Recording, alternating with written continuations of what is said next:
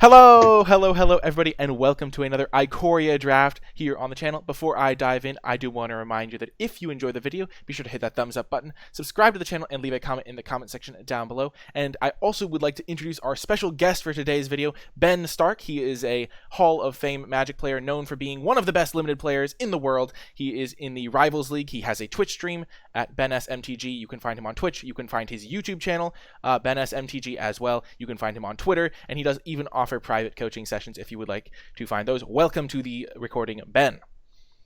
Hey, Nikolai, how's it going? Awesome. And we are going to stop holding up the queue now and dive on in. Have you been enjoying Ikoria overall? I have, yeah. Mutate and Cycling are both like A+ limited mechanics, and we get to draft with humans, so what more can you really ask for? Yes, really awesome stuff. So we've opened up this first pack. What do you like when you first open a pack? What's your immediately approach to how you go through it? Well, the companions in the companion slot are totally busted. The Loris is like near impossible because you just have to draft only 2 drops.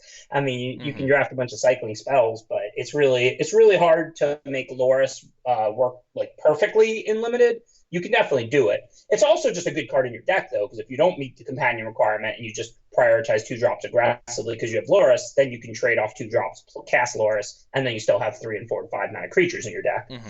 Most of the other companions I don't find too hard to meet the slot. Yeah. So I think there's a pick between only 2 cards, that and Starix. Especially Starix is just a totally broken uncommon. It's like a 1-card combo deck. Yeah. So which one do you think you would lean towards here? I don't really know the answer. I think it's early in the format. I haven't actually had Loris yet. Personally, I like Lorix because it's a hybrid card, so it can go in more decks than Starix. But I think it's definitely, I agree with those, choosing between those 2 cards as well. Yeah, like Loris is a very good card. It's just hard to get it in your companion slot. But you just play a bunch of 2 drops, you prioritize 2 drops, and then you just trade them off, and then you play a Loris and you bring them all back from the graveyard. That's incredible. Another thing my opponent did is they got back their pacifism because it just says a permanent with converted mana cost 2 or less, which is a nice little bit of extra upside as well to keep in mind. Yeah, speaking of, that seems like the pick here. Yeah. Is that partly because of the synergy with Luris, or just because you think it's the best card in the pack? Honestly, this is the best we've seen pacifism be in a long time. This format is a lot about board presence, so a cheap removal that trades up mana is valuable. And also, of course, with Mutate. And, this is just honestly, pacifism, it's always good, but in this format, it's great. It really just shines at stopping these undercosted big creatures that the format revolves around. Yeah, I think my second pick out of this pack would probably be the Grim Dancer, but I like getting a pacifism, especially because of the synergy with Luris. Yeah, I agree. My second choice would also be a Grim Dancer, but even without the Loris, I think pick one, pack one there. I think I'm taking pacifism over Grim Dancer, but I agree. My second choice would be Grim Dancer out of that pack. Yeah, this is definitely a crazy, third pick Starks is definitely a weird thing to see. There's also another pacifism if we wanted to keep committing to white. What do you like here? I think I'm just staying the course. Loris is a really strong card, as you pointed out. It does work somewhat with pacifism. Pacifisms don't fall off all the time. So I wouldn't call that some kind of incredible synergy. But I don't know if it's possible to keep all your permanents to 2 or less. It might be if we draft 2 drops and then just cycling spells and removal.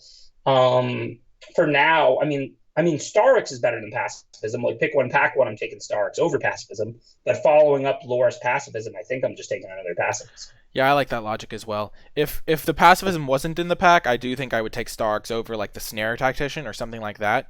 But for sure. Yeah, I do because I do think Starks is great. But pacifism is the bar that I is probably one of the other commons I would still take. If there was the 4 mana removal spell in black that also kind of works with Luris, I still think I'd probably take the Starks over that one. Yeah, I'm not sure about that or not, but I agree that I certainly wouldn't take one of those medium white commons over Starix. That's such a good card. That would be I would not even consider that. I think it would be a much closer pick with you said, the black removal spell or something. Yeah, for some reason I'm blanking on his name right now. Okie doke, so we've got Luris, 2 pacifisms, and moving into pack 3, there's only a Patagia Tiger, or Patagia, I don't know how to pronounce that exactly. And then there's not really another black card. What do you like in this pack? Well, I can't pronounce anything, but I don't think I want to take the Tiger. It's pretty mediocre. Capture Sphere and Humble Naturalist are the 2 cards I'm kind of eyeing. Capture Sphere, similar to pacifism, stops anything. It's kind of the best it's been in a while. And the Naturalist does cost 2, so we're still on our requirement. I don't know if that's just a dream. Like, I don't know if we should just assume we're going to have Loris in our main deck or not. But yeah, I think I'm looking at Capture Sphere or Humble Naturalist here. I think the thing with Naturalist that kind of shies me away from it is the fact that if you play the Naturalist, you're kind of trying to ramp into creatures, and if you can't play creatures that cost more than 2, it definitely like goes down significantly. Yeah, I agree with that. But like I said, I'm thinking Loris is probably going to end up being in our main deck. Oh yeah, yeah, for sure. But I mean, like I said, I'm not really sure about that. I mean, I know Loris has taken over like Modern and stuff, but I don't necessarily think it's a great card in Limited because outside of your companion slot in your main deck, it's a great card. For sure. I'm not sure how doable it is to get that one in your companion slot. In this spot, I'm looking to take like the Splendor Mare here as just a cycler that's really high value. I agree. I don't think there's like really anything else in contention. Like if this weren't in the pack, maybe I'd take a Helica Glider. Yes, Splendor Mare is excellent. Yeah, I really like that card, especially because you can like put Lifelink on something by surprise, get a lot of value that way. And now there's Blade Banish, I guess, is a playable white card in a pinch. Then there's this Duel is pretty good, and that one does synergize with the Loris in the sense that like you're going to shrink something when they block. The Subdual will go to the graveyard, and then you can replay it on something else. I don't have a ton of experience with or against this card, but my initial evaluation was that it was a little bit too expensive for what it did. Have you gotten to play with it, and like, has it been good? Yeah, I mean, it's not, I would take pacifism over it, but I mean, it's a fine like removal type trick. I mean, when you shut off all the abilities, which people are often, the creatures just have endless text in this format, and they're often stacking creatures again for abilities. And then the -2/-0 usually makes it so that you can win a fight, win a trade in combat or whatever. I don't think Subdual is pacifism level, but like I said, I think it's a pretty good trick. And then here there's Polywog Symbiote if we wanted to stick to blue. There's a Alert Heed Bonder if we wanted to jump ship into green, though I don't think that really meets the requirement. And then there's Coordinated Charge and Patagia Tiger if we want to just take more white cards. Yeah, no, I definitely like this symbiote. I mean, the blue cards have come later than the white cards here. We're definitely going to play blue-white in this draft, I think, because we started out with Loris, a broken rare, and then we got 2 pacifisms. And now here we are seeing blue late in pack 1. And blue-white was fine together, so I assume we'll be playing like a blue-white deck with flyers and some mutation for the frog that we're about to draft. Like, we'll try and take Dream Heron and Voltakeet. They're both good cards. Yeah, for sure. And now we have... There is a Boon of the Wishgiver. There is a Frostveil Ambush, Coordinated Charge, Solid Footing. Have you gotten to play with or against Colossification yet? I don't think that card is good. I had it once, and I was just thinking about it and looking at it. I didn't end up putting it in my deck, but, if you're giving 20/20 to something and you're tapping it so you're not killing them with a Trampler or something, and then you untap with it, I mean, that's a lot to ask for a 7-mana. Like, you want your 7-drop to gain some life when it comes into play, or block 2 creatures, or kill a creature when it comes into play. For 7 mana, you don't want to have to tap one of your own creatures and then survive and untap it to have a big creature. Yeah, the only time that it was ever like good for me was when I had the rare that like flips permanents from your deck, like until you find an on-land permanent, and I flipped my Colossification off of that, so I got it for free, essentially, when I mutated. It's like the stars, but at rare and Teamer. But obviously, that's sweet. But getting any 7-drop for free is going to do that, so I don't think it's like Colossification's great. I think it's just like that rare is great. So I took the Boon of the Wishgiver out of that last pack. I think I took it over the other one in a like cycler card, but here just another capture. Especially with this much removal. Like, I don't love Boon in like blue-green like tempo type decks, but I mean, at this point, we're looking to play like pacifisms, capture spheres, flyers. I mean, our deck is like a deck that probably can use Boon pretty well. And I mean, Boon's a free roll, right? It cycles for a while. So like, you put Boon in every blue deck. Just there's going to be decks that cast it more often and decks that cycle it more often. And if you're like, a blue-green creature deck, you're probably going to cycle it most of the time. If you're like a blue-white deck full of pacifisms and capture spheres, you're probably going to cast it a decent amount of the time. Yeah, here I just took the Coordinated Charge. I don't know if the Mana Rock would have technically been better, but I just started off. I'm not going to play those. I mean, the Coordinated Charge, if we get a bunch of cycling on commons or something, maybe. Yeah, here Snare Tactician over Startling Development, though. I doubt either of these are making our deck, but I could see the Snare Tactician. I mean, cycling is really powerful if you pick up a lot of it. I think the Snare Tactician makes sense because you already have the Splendor Mare, the Boon, and the Coordinated Charge that cycle. Yeah. So, I mean, if we do end up picking up like a Fox, like one of those turn 1/1/1 Foxes or something, we may try and play some cyclers. Yeah. We also got the Humble Naturalist on the wheel, which is kind of crazy.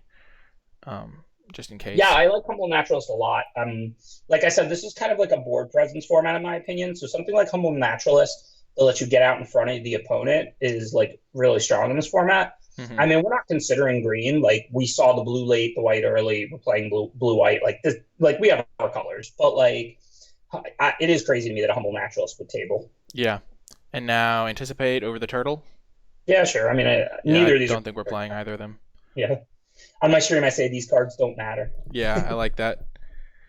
Okie doke. And now, I mean, we have opened up a new pack. There's another pacifism if we wanted to go that direction. There's also a Wingspan Mentor, which maybe does exactly what we're looking for in a blue-white deck.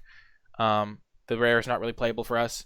We're probably not going to splash Primal Empathy, though this is a very good card. What do you like in this pack? No, I agree with what you said. I mean, it's just between pacifism and wingspan and mentor. We just take a look at our curve. If our early drops are human or non-human. I mean, you can never have too many pacifisms, but you do already have two capture sphere, two pacifism. So if we do have two drops that are non-human that pair well with wingspan mentor, wingspan mentor is one of the better ones. I mean, jump that 3/1 right in the air, and then you can grow it later when you want to. Yeah, or even in the late game, if you top deck this, you can give one of your bigger creatures flying. Blue-white already has a decent amount of flying too, so there's like synergy with putting counters on flying, even though we don't have a ton Yeah, of flyers. yeah, but we don't have a ton of creatures yet of any kind. I think I'm leaning towards just taking that over a third pacifism. Yeah, I agree. I think I agree. I mean, I think it's a close pick, and a lot of times I might lean pacifism. But Yeah, given what we already have, two capture sphere, two pacifism, yeah. I could see Wingspan Mentor. And a Mystic Subdual. Like we already have a lot of removal spells, so getting a good threat that also like works well with our color combination, in theory, should be nice. And now this is actually a pretty tricky pick because the Majestic Auricorn is one of my least. I haven't played this one a ton, and I don't know like if it's even like a super good mutator because life gain isn't really. It's a big risk to put on a card like this, but I don't know what I would take out of this pack because there's not really any like insane cards calling to me. Yeah, I actually kind of like the Auricorn in the like normal green based mutate decks because you don't want to take too big of a tempo hit. So the fact that you gain 4 is a big deal. Mm-hmm. I'm not sure in our deck what that's really going to go on. I mean, if we end up with some of those bells, or like Glimmerbell. the egg. So Yeah, I think I would still take it here. I mean, it does synergize with the Polywog Symbiote, right? That's just yeah, turn 4/4. Like, yeah, the gained is 4 and has vigilance, and it also like it's just a solid card like 5 mana 4/4 that with vigilance is like not the worst card to have to play in your deck, especially since it'll cost 4 some of the time, even without mutating it. yeah, and that's the like bad mode or whatever. Mm-hmm. Like, it could be worse. Yeah, we're not going to be playing 2 boons anyway. Here I like Glimmerbell, I think, over the Vantasaur. Or, I mean, Vantasaur is really good with cycling, so this is a really close pick for me as well. Yeah, oh yeah, and a cycling. If we had cycling synergies already, I would take the Vantasaur. Since we don't, I would take the Glimmerbell because we do already have the Symbiote and now the Auricorn. So we do want to position ourselves to use the mutate synergies. Mm-hmm. Also, we still have that Loris, so we want to overvalue 2-drop creatures if we can. Yeah, and also Wingspan Mentor works well with it as well. Right, definitely. Yeah, so that's a nice pickup for us. Ooh, this is a cute card, but I don't think it's like we're gonna splash it, but it's a kind of cute card. Yeah, I don't know if that card's very good. I don't know I'm if it not is saying either. that there's no deck you could put it in, but honestly, like I think that card's a lot more fancy than good. Yeah, I agree. It just like is the type of card that I see and I'm like, oh, that's kind of. I like the flavor of it, which always makes me want to play a card. I know that doesn't really, as a level 5 flavor judge, you've kind of moved beyond flavor, but those are the. I'm all about nutrition. The flavor doesn't really matter to me. That was actually so good. Oh my gosh. But yeah, I think Helica Glider probably just as another flying creature. Yeah, definitely synergizes with that mentor and our little blue-white flyers theme with capture spheres, pacifisms, gain life, and trying to win in the air. Yep. I definitely take the Helica Glider here. And now there is another pacifism. There's an Of One Mind. There's a Pterodon. I mean, I think there's just clear pacifism. Yeah. We've got humans and non-humans. This is a deck that would value Of One Mind pretty highly, but not over pacifism. Yeah. Where are you at on like the blue red spells deck that plays like Blitz of the Thunder Raptor? Do you think that's a viable deck in the format? Oh, yeah, it's definitely a viable deck. I mean, it's like an all-in type deck, so it needs to be wide open. You need to be the only one of the 8 players drafting it. But if it's open in your pod and nobody else is about it, that deck can be very good. Do you think like Blitz is like not a high pick because the deck is more fringe, or would you like just count on this wheeling, or do you think you'd like pick it and try to build around it? I mean, I don't think I would pick it and try and build around it. I think I want the deck to be open before I'm moving into it. That's not the kind of deck I want to fight over with anybody. I just want to draft it wide open. So normally I would take like probably some more normal blue and red cards early, and then if that card tabled, then I'll move in or something like that. Once I'm already in the archetype, sure, if there's like, Prophecy in that, even though that would be better in my deck, I might take Prophecy hoping to wheel that. But if I have to third pick that, I don't mind. It's good high quality removal. Yeah. I had it in a deck the other day and it really did perform, but the copy that I opened in my first pack did wheel, so that was worth noting. Yeah, so this is an easy scatter. Yeah, also. over Patagia Tiger. Patagia Tiger like it's just Tiger's like a mediocre. Like you can play Tiger, but it's just a mediocre curve topper. And now here, there's another. I mean, Vitus one is actually pretty solid in our deck because we do have a mix of humans and non-humans. That's actually like reasonable. But I think Vulpikeet's really good for what we're trying to do as well. I would play Fight as one as a trick in this deck for sure, but Vulpikeet is excellent. Yeah, Vulpikeet is just so cheap and efficient. Like you just get that +1/+1 counter. Like imagine if you go turn 2, 3/1, turn 3 Vulpikeet on it. What are you attacking for 4 in the air? You're now attacking with a 4/2 flyer, on turn 3. Yeah, it's just really devastating, especially if they can't find an answer to it. So I really like Vulpikeet. It also works well in blue-white with the Otter that you can get that draws you a card when it deals damage. And as you talked about earlier, it's another flyer just naturally gets pumped by Wingspan Mentor, which is looking pretty busted in our deck. Yeah, for sure. Here, do you like? I mean, this is a really late Fire Prophecy, but discounting that, do you like Spontaneous Flight or Facet Reader here, or maybe Christus? Yeah, I mean, we're not moving into red. It's between the two cards you said. I would just take a look at our 2 drops and think about whether Facet Reader is going to make our deck. Take a look at our tricks. Yeah, I think I like. I think I leaned toward Facet Reader just because it's kind of a cute combo with Loris. If you like discard like your Glimmerbell over and over, or something like that, you can get a little extra value that way. But honestly, if you discard your Glimmerbell over and over, or like your 2 drops in theory, you can just discard. You're just saying you can discard it once and then play it from the yard. Yeah, that's what I'm saying. Yeah. Okay, cool. And then here, I don't. Yeah, I would take the Tiger here. I think our deck uses the Tiger pretty well with the Wingspan Mentor and the Vulpikeet and all of that. Yeah, for sure. Yeah, but I think the Facet Reader versus, I don't even remember what we were choosing it between. It was some. Yeah, the 3 mana +2/+2 until on a turn and a fly. Yeah. That's decent. I mean, again, they block your 3/1 with their 2/2. You play it. Now you have a 3/1 flyer for the rest of the game, and you still trade 1 for 1, and you got the flying part for free. Yeah. Again, you wouldn't mind a copy of a trick like that, but I think I'm with you on the first copy of Facet Reader in this deck. Yeah, perfect. I always like to do what the guests thought were, and so it's always I can sometimes predict like what the card I would take is probably going to be similar, so it's always good when it works out. And this is a really late Vantasaur that just wheeled. Yeah, I mean, I think we have so many playables. I don't think we're even looking to do the cycling theme at this point. We're looking to be more like, play 3/1s and pacifisms and capture spheres and mentor creatures, more of a blue-white tempo. But, of course, we can't control what we're going to open in pack 3. Maybe we'll open some broken white cycling rare or something. Yeah, we already have like a playable deck here, which is kind of nuts going into pack 3. Yeah, this would definitely favor us if this was 2-pack draft. If this was, and now just like this is like not the greatest card, but it's not an unplayable card. And like it's probably solid on our deck. Well, I've kind of got this reputation for always opening the like perfect card, and this was a really good open. Gotta be said. It's just a very good card. It's like an A tier broken rare, not like an S tier broken rare. But it's a really strong card. I mean, if you're flooding, you can just make a giant one. If you have exactly 5 lands, you can make a 3/3 flyer and keep going. Pretty much, a nice flexible X spell. Yeah. For 6 mana, you get a 4/4 flyer, draw a card. For 7 mana, you get a 5/5 flyer, draw a card. For 5 mana, you get a 3/3 flyer, draw a card. Yeah. That's just good at any of those rates. Yeah, exactly. The draw card really puts it over the top. If this weren't in the pack, I think I would probably take. I mean, honestly, Trumpeting Gnar is probably not the worst because we can just play it as a blue card. But it's probably between that and the Dreamtail Heron. Yeah, I agree. I was looking at those two and thinking about that. I don't know which one I would take, actually, because they're both kind of like... They're both pretty good in what we're trying to do. Yeah, I think I would have took the Heron just because the synergies with our deck in particular. Like, we're trying to go flying. We've got the Wingspan Mentor. But I agree with you. Like, it doesn't matter that that's actually a blue-green-gold card. I mean, you don't care that much about casting it on the front half. Yeah. Just mentor that right onto your Glimmerbell or whatever, and then suddenly you're making 3/3s and life is good. Yeah. Now I think this pick is probably between Drannith Healer and a 3rd Capture Sphere. I'm leaning towards the Healer just because I would like more 2-drops probably, but Um, Well, I'd have to take a look. What do we have that's 2 mana? I mean, we're gonna play almost all the ones that are there, I think. So we've got 2/3/1 Lions, we've got Scatter, Reader, Glimmerbell, I guess we have a decent number. Polywog Symbiote. I think I'm leaning Capture Sphere on Yeah. this one because we just have enough 2 drops. Like, I'm not against that card, but we're not a cycling deck. We're gonna end up cutting most of these mediocre cyclers, Yeah. and I think we're just good on 2 drops. Yeah, I forgot that we had the two Savai Sabertooths as well. Yeah, and I mean, and if we're on the draw and they come out with a 2 drop, we can always pacify it if we have to. We do have 3 of them, and then three Capture Spheres. Like, we're not hurting for the ability to spew our removal early if we need to. What do you like in this pack? I mean, Bonder's Enclave is a nice like land slot, but not really great in our deck. And then there's a Thieving Otter and a Vulpikeet.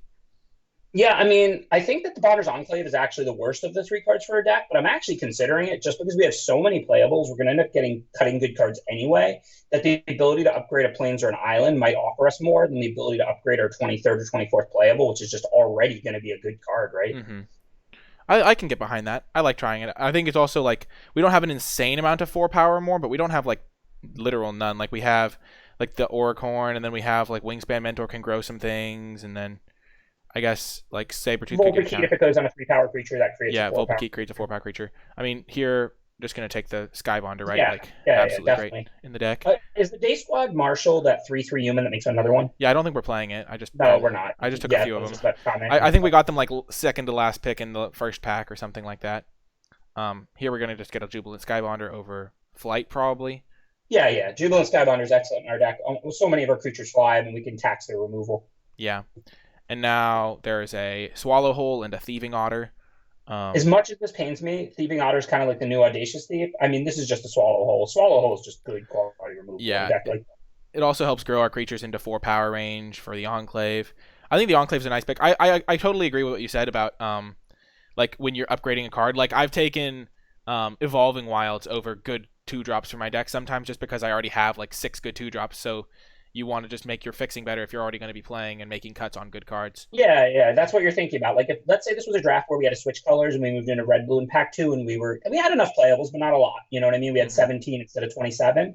Then I would be more inclined to take the blue or red card. But given we're going to already end up cutting good cards from our deck, I mean, I want to upgrade that land slot.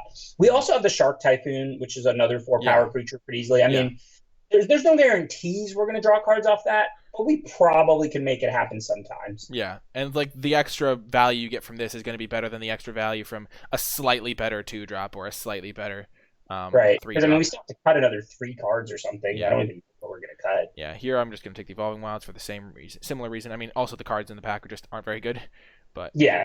Last time we did take it over good cards. This time it was easier. Yeah. Well, here's a reconnaissance mission, which can be really good with all the flyers we have. Yeah, I want Otter and Reconnaissance Mission both pretty badly here.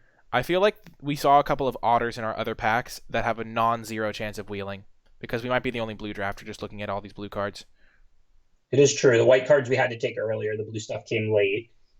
I mean, yeah, they're both really good. I'm down for Reconnaissance Mission. I mean, like they're both Reconnaissance Mission and a blue-white Flyers deck is excellent. Otter is excellent in any deck. Yeah, I agree. Otter's great. I like Otter. Like I had a deck that had 3 Otters, 3 Vulpikeets, and like a Dreamtail Heron that just like played like its game plan was Otter, which is kind of a neat. Pretty clearly, if we want to get a sense of what our deck's going to look like, we're not doing the cycling thing. It's pack 3, so maybe cut the 2/3, the Snare Tactician, the Coordinated Charge, and the Vantasaur, because those are not making our deck. Yeah, for sure. Where is it? The Vantasaur. Yeah. Coordinated Charge. Yeah, Coordinated Charge 100% not making it. And the Snare Tactician. That card is great cycling, but that's not for us. And then here we'll just take another Sabertooth. Sure. I mean, we're not maybe Keep Safe is a good sideboard card. Yeah. I think you can main Keep Safe. I don't think we're going to. But like again, like we have so many playables, and like even if the third Sabertooth would have made our deck, I'd rather have a strong sideboard card if we see several targeting removal. Well, I guess this is best of one. This is best of one, but I don't think we're playing a third Sabertooth anyway. Again, for like similar reasons. Yeah. I guess we can take Blade Banish, but we're not gonna need a cat. Yeah, it's same situation. It would be a strong sideboard card, and you can definitely main deck Blade Banish in this format. Don't think you can't. We're just not gonna because we have 3 passives and 3 captures here. We're flooded with good removal. Yeah, we have so many good removal spells. And then there's another Keep Safe. These cards don't matter. I'm picking up the lingo. Those are my 2 favorite phrases are life is good when something good happens in a draft or in a game, and these cards don't matter when I'm looking at like irrelevant cards that I know won't make my deck. Life is good. I totally even forgot that we had this Lurrus, but Lurrus is looking amazing in our deck. Yeah, for sure. Like we Trade have, off all those 2 drops. yeah. Also, like looting away things with Symbiote or Facet Reader if we do play those cards. Um, Here, my initial thought is cutting maybe the Patagia Tiger. I agree. Tiger's my very first cut for sure. Um, we do have a lot of flyers, which is nice. Um, We didn't really pick up human non-human synergy. I think I want to cut the Facet Reader. I don't think that really goes with our like blue-white tempo deck. yeah, I agree. We're not really looking to cast this on turn 2. It can't get through to trigger a reconnaissance mission. Do you think reconnaissance mission ends up being better than Otter would have been in this spot? Honestly, probably not. Not with this much removal. Yeah. But they're both good. Like I'm happy to have reconnaissance mission, but I think I would turn it into an Otter if I could. Yeah, I don't have enough experience with reconnaissance mission. This is actually my first time playing it. But it seems good with like all our flyers. Yeah, Like it and Otter are both excellent in this deck. Like they're literally both excellent. Like we would love to have some Otters, but not unhappy to have reconnaissance mission. yeah, I like the idea that your opponent can be like tapped out and you can kind of get a safe reconnaissance mission in, whereas with Otter you kind of have to play it and then wait a turn where they can interact with it. But Yeah, I mean, no, obviously it's they're both definitely great. easier to win the game with reconnaissance mission than Otter. But the flip side of the equation is Otter costs 1 less and can block. Like if you're playing as an active Yeah, deck. for sure. So we need to cut 1 card. Final cut. I like Subdual, but it might be that. I mean, we have Swallow Hole, 3 Pacifism, 3 Capture Sphere, and Essence Scatter. Like we are just good removal flooded. Yeah. So I think Mystic Subdual is also a card that I would consider cutting, even though I haven't got a ton of experience with it. But Like I said, I like Subdual, but like it's worse than Scatter, Swallow Hole, Pacifism, and Capture Sphere. yeah, And that's 8 removal. So yeah, I mean, we we're have a just lot kind of removal in this flooded. deck. Like we have 12 creatures, 8 removal spells, reconnaissance mission, Boon of the Wishgiver, and Shark Typhoon, which is also just a creature. So like we have Right. 13 creatures, 8 removal spells, and then like 2 utility spells. And I think Boon is probably like a fine utility spell to have, just Yeah. because if we do play it in the late game, it can just draw us into everything we need. I wonder if we can cut an island because our curve is pretty low. Reconnaissance mission cycles, boon cycles for 1, Mm-hmm. and Evolving Wilds kind of makes us 8/8. I feel like we can maybe cut 1 island and actually get like maybe 1 spell back in. Okay, I like that. Especially with the hand smoother and best of 1. Like I don't claim to understand that perfectly now after a year, but I feel like it's pretty easy to get to 16 if you can, especially if we have wild, so we can still have 8/8. Also, our curve does kind of stop at 4 with this Auricorn being mutated a lot of the time onto like a Glimmer Bell or something. Yeah, and we cut the Facet Reader, so it's not like we're trying to loot away extra lands or anything like that. So what do you want to add back in? I think our last cut probably the Subdual. Yeah, the Subdual, more removal. Yeah. I like it's also a cheap card, so it's not like we're adding a 5-drop. Yeah, I mean, look, you might lose a game from stumbling, but you also might win a close game from having a Subdual instead of a land that you didn't need. I mean, that's magic. I'm not psychic. Yeah, I'm also glad that we get this, like, I haven't gotten to play with the card, so it's cool to get, like, the experience on a Mystic Subdual type card, which is pretty neat. It's funny because, like, looking at our deck, we're actually, like, we were kind of close on the 2-drop thing. Like, we have so many 2-drops here. Like, it's permanent, not future, though, right? Oh yeah. Like we'd have to cut all those. We would have to cut the capture spheres, right? Like we weren't like insanely close, but like we did get a lot of cheap cards, which is kind of. I mean, I think it's possible to get Loris in the companion slot. I think you have to draft a lot of cycling cards basically, and make so that your deck is smaller. Because you could end up with 8 2-drops or maybe even 10, but you can't end up with like 20. You know what I mean? I actually played against a Loris companion deck the other day, and it was actually like it was actually an okay deck. I don't think it was like great or anything because they were playing like the 1/2 Scorpion and things like that. But it seemed like they had enough 2-drops to make it work, and they like they waited and were very patient with their lures, which I think was good. And they like played it on turn 5 when they could immediately get back a pacifism, and then like you kind of just after if they have a way to get it back like corpse turn, it gets a little bit better. Yeah, for sure. Yeah. If you don't have, unless you have nothing else to do, that's how you want to use Loris. If you have a decent land draw and you have other drops, you want to play it on turn 5 and play something immediately. So even if they kill it, you get the 2 for 1.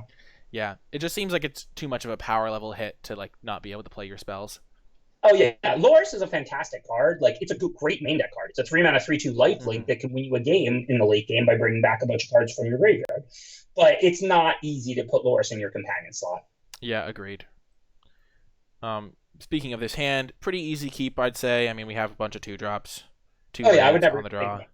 If you don't draw lands, you don't draw lands. We have so much to do while we're stuck on 2 on the draw with both colors. Like Mulligan would never even enter my mind. With this hand. Exactly. Do you like starting with Savai Sabretooth or Glimmerbell here? The Sabretooth. Yeah, just because it hits harder And Yeah, I mean, you never know what they're going to do, but flyers are better in the late game. Ground pounders that hit for more are better in the early mhm. game. Yeah, I like that as well. I like playing. I think 2 mana 3/1s in this format have been like reasonable. There's not like a ton of like pings that really punish them. I agree. And then sometimes you give them flying or something via mutate, or you just like Hmm.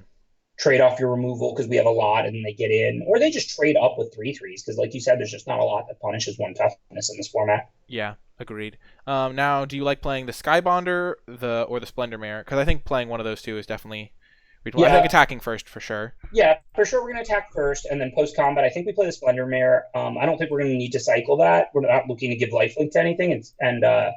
Again, if we pacify and capture sphere their next couple drops, we're gaining a lot of life off it. Yeah, it's also just like they might just, since they're being like relatively clunky here. I could see like next turn if we draw a land we can capture sphere, and then the following turn we can pacifism hold a essence scatter, Yeah, and then we're hitting them for 6 a turn.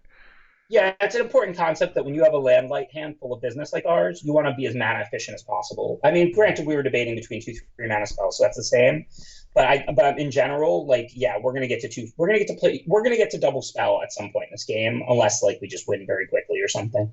I like just pacifisming hitting for 6. I think. Yeah, sure. It's just a good swing. Yeah, and like we have another pacifism, and we're just kind of putting the pressure on them because the 2/4 does really block our stuff pretty well. No, I agree. If they had played a 3/3, I would probably just attack with both and Yeah. then play Skybonder and Hmm. save the removal. But we're not gonna like play Skybonder and miss an attack for 6 there and let them blank our whole turn. That didn't work out. No, I think we just play Skybonder now, or we. I think cycling, playing Glimmerbell is another option. yeah, I would just play Skybonder because if you do rattle off some straight lands, your hand, this game is not, we're not losing this game quickly. If we lose this game, it's going long because our hand is pacifism, capture sphere, and essence scatter. We can stop like their next 3 creatures. We may end up cycling Boon if we never find lands, but I'm not in a rush to cycle Boon. Like if our next Hmm. couple draw steps are lands, I'm going to be happy to have that Boon in my hand. Yeah, agreed. Okie doke. So there's another land. Um, I think we just play Glimmerbell. I think I would also pacify their 2/4 flyer. If I wasn't holding capture sphere, I might not. But I mean, now we're gonna leave. We're gonna end up leaving up scatter and have sphere in hand, and then end of their turn, we can just spear the threat that resolves this turn or whatever. Hmm. And again, we have Boon to reload now, so I think that's our game plan from here now is to kind of switch gears. We Hmm. did what we could in the early game. They were able to stabilize with that 2-for-1 on Clash. Now I think the plan is basically that is to try and like control the board and then win with Boon for the most part. We just got That part, unbelievably wrecked. That is a yeah, that sick partial beast is combo. brutal for us. But I mean, we only have one island, so I mean, even if we played Bell, we wouldn't have Scatter up. Like we chose to cast pacifism, tapping 2 planes.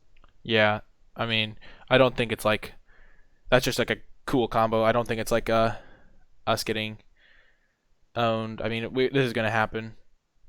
Yeah, I mean, if we had any reason to put Parcel Beast in their hand, of course we could have left Scatter up instead of playing Bell. But that's just best of one magic. I mean, we don't know Yeah, that they have a Parcel Beast in their entire deck. There's no way for us to predict that. yeah, for sure. 100% agree.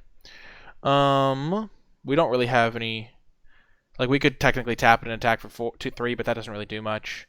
So I kind of like just either passing with Essence Scatter Up or just playing the Symbiote. Yeah, I think I would pass with Capture and Scatter up. If they play a Yeah, good threat, you can spear it. If they play nothing, you can still spear the Parcel Beast just to make them spend more mana using it.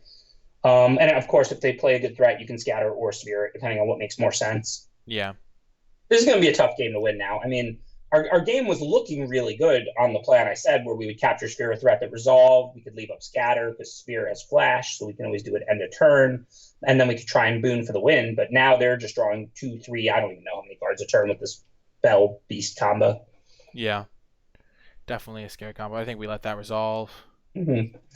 We're at Yeah. 26, so we do have time, and we can get some of our own value as well. Oh yeah, yeah. That card does almost nothing from this position. I mean, their teamer doesn't have that much cycling, like you said. We're at 26. They're beating us on card advantage, not on damage. Like I Yeah, think I would spear the beast end of turn. I know they can always untap it, but I mean, it makes them do work. Like ties up their mana. I know it's not super effective, but we're gonna have the ability to leave Essence Scatter up for the next threat anyway. I mean, this is like a sad state of affairs, but we still have 2 more capture spears in our deck. So the plan from now is to spend our mana and do stuff and then try and resolve Boon. And by then we should have another sphere or pacifism or whatever anyway. Yeah, and they are going to be spending their... Well, they also spent their mana at the wrong time, so that's nice. What did they They do? they spent they untapped it in response. Okay. I mean, don't get me wrong, this isn't a very effective sphere. If they had played like a 5/5, I would have just speared that instead. Yeah. But we don't need to capture sphere a 2/2 ground creature. Like that doesn't really serve our interest. Yeah, of course, for sure. And if we draw like some sort of like mutate creature, we could mutate onto Glimmerbell. Right, and attack. And if not, if we're drawing lands, we're one land away from booning. Yeah. We're even on lane, so hopefully the next one will be that. Yeah, I think we just hold up Essence Scatter again. The Symbiote doesn't do anything. I agree. Yeah, I agree. Kind of unfortunate that we only had one island this game, because if we did have 2 islands and 2 planes instead of 4, we didn't need to pacify that 2/4 flyer. I might have very well said, like, hey, let's play Victory Bell. It blocks the 2/4 flyer and leave up Scatter. But because we only had 1 island and 3 planes, it's like, okay, we'll tap these 2 planes for pacifism. We don't need to hold on to pacifism here. Yeah, for sure. But we had no option to leave up Scatter and cast Glimmerbell. Yeah, it just didn't work out that way.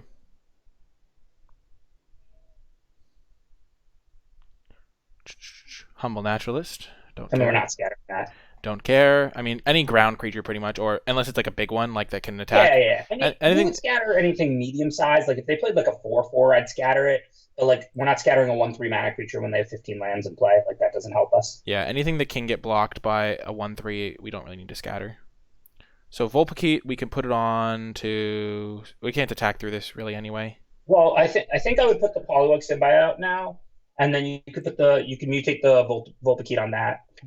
Yeah, and then if we do draw a land, we can yeah, no, but we want to keep the boon, so. Yeah, but we'll discard Scatter, or like we'll discard a Plains. Or if we draw like a little creature, we'll discard it. If we draw a big creature, we'll discard Scatter. Yeah.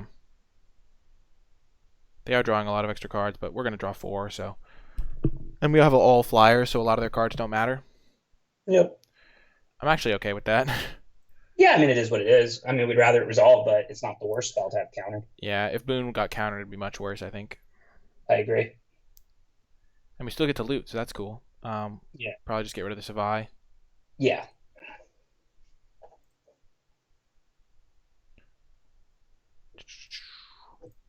I mean, we have some late game. Like, I'm not like obviously this is going to be tough to win against that Parcel Beast combo, but like after we boon, maybe we'll find Shark Typhoon. And if we draw Lurus, we have a couple 2-drops we can get. Yep. Like I don't think we're a favorite, but depending on what's in their deck and how soon we draw that island, and if the boon resolves, this is still a winnable game. Like I think we maybe have like a 1/3 chance or something of winning this game. Yeah, it's not like, I mean, sure they're getting value, but like they're also like every extra card drawn. Some of those are going to be lands. Some of those are going to be irrelevant spells like Naturalist. Yep, and that Capture Sphere does tax them that 2 mana turn. It starts out tapped. They have to untap it to use it in the first place. Mm-hmm. That's going to become irrelevant now that they have 12 lands out, but it's probably cost them a few cards over this period. Well, now I don't like our chances much at all. Yeah, I'm really not liking things right now. Yikes. I wasn't that scared of like a 4/4 or 5/5 because our deck has all those Capture Spheres and stuff, but I don't know that we can beat Vivian. That card is like S tier, one of the best rares in the whole format. Yeah, this has been a classic. Sometimes you don't get all the perfect things matching up. Oh gosh, so they made their 3/3. Drawing 4 cards all of a sudden doesn't feel very strong compared to what they're doing. Yeah, no, it's gonna now it's gonna be really, really, really tough. Yay, Capture Sphere. Yeah, it doesn't even help us. Yeah, it does nothing. If you want to go to the next game, like I mean, if we had drawn the island, we could have slammed the boon. But now, what are we gonna do? Cycle the moon, and we have no business. I'm gonna cycle the boon and see if we draw anything. But generally, oh yeah, we were gonna draw planes anyway. Yeah, I think this game is over. I mean, Vivian is just, like I wasn't gonna concede to the Parcel Beast drawing a couple cards a turn. Maybe we draw 4, maybe we draw a bunch of action, maybe we can put together a win. But Vivian, now they're making a 3/3 a turn, and we have no ability to threaten it. It's just going up in loyalty, netting a 3/3 a turn, and they're still drawing their 2 to 3 cards a turn off Parcel Beast. So I mean, like, what do we do from there? Hope that they accidentally deck themselves is the new name of the game. And again, Vivians. So it's not like we're going to Capture Sphere their few good threats and then they're going to accidentally deck. They're making a 3/3 every single turn. Yeah, a 3/3 with like a useful ability. Yeah. This is a solid hand. Yeah. Hopefully we draw like Savai, but Do we get an island or plains? Do you know if we have double white or double blue? I know we have a blue-white hybrid double. I think Reconnaissance mission is double reconnaissance blue, mission is double blue. We have and the opportunity boon, whatever it's called, that was in our hand is double blue. Do we have any double white? Loris is double Loris white, is double white. and that's an early game card. I don't know. I think I like getting a plains here because we have like all these like white cards that are cheap, so we want to be able Yeah, to play. and yeah, we might double spell with white. Plus, as long as there is a single double white like Loris, that's an early game card potentially. Whereas Boon is 6 mana, Reconnaissance Mission is at least 4. So yeah, knowing we have Loris and a handful of white cards, I think a plains makes a little bit more sense. Yeah, I'm just double checking. Yeah, those are the only like heavily committal cards color wise. Yeah, I'm with you. If you just remove Loris from our deck, I might get an island. It's super close. Yeah, it definitely is. Not gonna pacify a 1/1. No. I'll play them early, but not on a 1/1. Yeah, if they had a 1/2/2, I might pacify it, knowing we have pacifism number 2 swallow capture sphere. Yeah. But I'm not going to pacify a 1/1 token here. This is like the classic only removal hand, so like we just get hit by a 1/1 constantly because we just don't have any blockers for it. Yeah, I mean, hopefully their deck's not that good at finishing. I mean, we can kill a 3-drop. Like, it's not like they're getting further ahead. All that's happening is we're taking another 2. So hopefully they're not that good at closing from a little bit of a board lead. Yeah, I think they also just didn't have a 3-drop, which is nice. Oh, Momentum Rumbler. It's a good 4-drop though. I kind of just want to capture sphere that over playing. Oh yeah, Volpikey. I would capture sphere that. Yeah. I mean, I don't know if I would have done it now because I'm not sure that there's anything that can really mess with it on their turn. Yeah, good point. I should have waited on that one for sure, but yeah. And But then yeah, I do like passing, expecting to capture sphere the Rumbler. I mean, if they did like, for example, Cavern Whisper the 1/1, I might capture sphere that this turn just to save 1 point of damage, and then you could pacify the Rumbler. yeah, that would have been better. Rumbler. Yeah, I mean, it's the same difference. We would just save 1 point of damage is all. Yeah, for sure. Now we can play Volpikey and then use Swallowhole, right? Yeah. Sounds good. I like that play. That extra planes really mattered. Swallowhole is so good. Oh yeah, Swallowhole is just disgusting. As long as you're not like a little ground aggro deck, because it doesn't remove on-tap blockers. Mm-hmm. But if your opponent's attacking, you're attacking back in the air, or they're attacking, your control deck, like you just kill any creature and get a +1/+1 counter for 1 mana. Yeah, and we don't even miss an attack because we can do it with an untapped creature. Yep. Like I said, this is a tempo format, not really an attrition format. Listen, I don't want to overstate that. Card advantage is always a good thing. But just as a whole, this is a format that I feel like revolves around getting board advantage more than most. And like Swallowhole kills any giant monster for 1 mana. Like that's incredible. Yeah, we have a lot of removal in our hand. This may be like all of the removal in our deck. Okay, Bone Nipper. We'll probably capture sphere that, right? Like I think I'd pacify it. Pacify it? Yeah, because we want to have that capture sphere up for haste creatures and stuff potentially. Also for utility creatures that have utility abilities. Like this Like, guy? for example, this Mentor. Yeah, but we don't... yeah, I mean, you could pacify both because the Mentor is only pumping the Boot Nipper at the moment, which is also going to be pacified. It also pumps the human. Oh, it does? It has a counter on it? Yeah, from the Blood Curdle. Okay, then definitely capture sphere the Mentor creature, yeah. Yeah, glad we saved the capture. I mean, obviously we're going to wait to end step, but yeah. Yeah. But when you're holding 3 pacifisms, those don't stop a creature with a utility like a tap for value ability. So that's why I like pacifying the Boot Nipper and saving the capture sphere for something like that Mentor that pacifism doesn't stop as effectively. Yeah. And now we just need one more creature to stop this 1/1, and we're fine. Oh. That's a creature.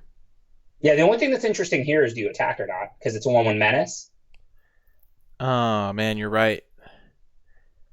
And if we don't attack, then they'll think we're up to something, which we are. Yeah, but who cares? We're going to type it anyway, so it doesn't matter if we broadcast that it's in our hand. It's not like it's a trick we're going to hold for the rest of the game. And also, they also might just think we're afraid of them having like the 5/5 haste or something like that.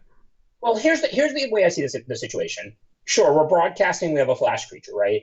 But what is the end result of that? They don't attack us with the 1/1, and we missed a point with Glimmerbell. So, because we're going to play the Typhon anyway at the end of their turn. It's not like a trick we're going to hold, and we need to get them with a trick. Mm-hmm. So at the end of the day, if they attack, cool, we'll try and ambush it. If they don't attack because they read us correctly, all the end result there is we gained a life, and they gained a life, right? Mm-hmm. Which is good for us. The life totals are 20-7, so we certainly would choose for us to miss a point and them to miss a point. Yep. I mean, we can't do anything about that, but whatever. I mean, now we'll take our 1 again, and we'll still make our 3/3 on the turn. Again, it's not like we're giving away this trick, and now they're going to play around it. Like we're giving away this trick, and then end of their turn, we're going to play our card. So it's whatever. Slightly afraid of Yadaro now that they've cycled it. It's somewhere lurking. 3 more times. Well, they can just cast it as a oh yeah, that's true. As a 8/8 haste trample for 7. What'd you say? What is it? 7 on the front end? It costs 7. Yeah. Yeah. Well, I mean, we can't really worry about that if we have the ability to capture. Or, I mean, that's another reason to use pacifisms over capture sphere sometimes. But in this case, I mean, what are you going to do? Do you like just reconnaissance missioning here, or playing a Sabretooth? Yeah, I think I like reconnaissance missioning. I mean, there's a decent chance they're going to kill the shark. Yeah. But we still have the Sabretooth for later, and like, what's the difference if we get the Sabretooth out? Are we holding back the 3/3 and the 3/1 to try and double block the 1/1? Yeah, it doesn't really appeal. But if they don't have removal, maybe we draw a card, maybe it's even a land, and we play the Sabretooth anyway. Yeah, highest upside. And if they do have removal, whatever, we take our 1, and the next turn we can play Sabretooth and pacify the best threat. Yep. I like the logic there. Whew. Pure skill.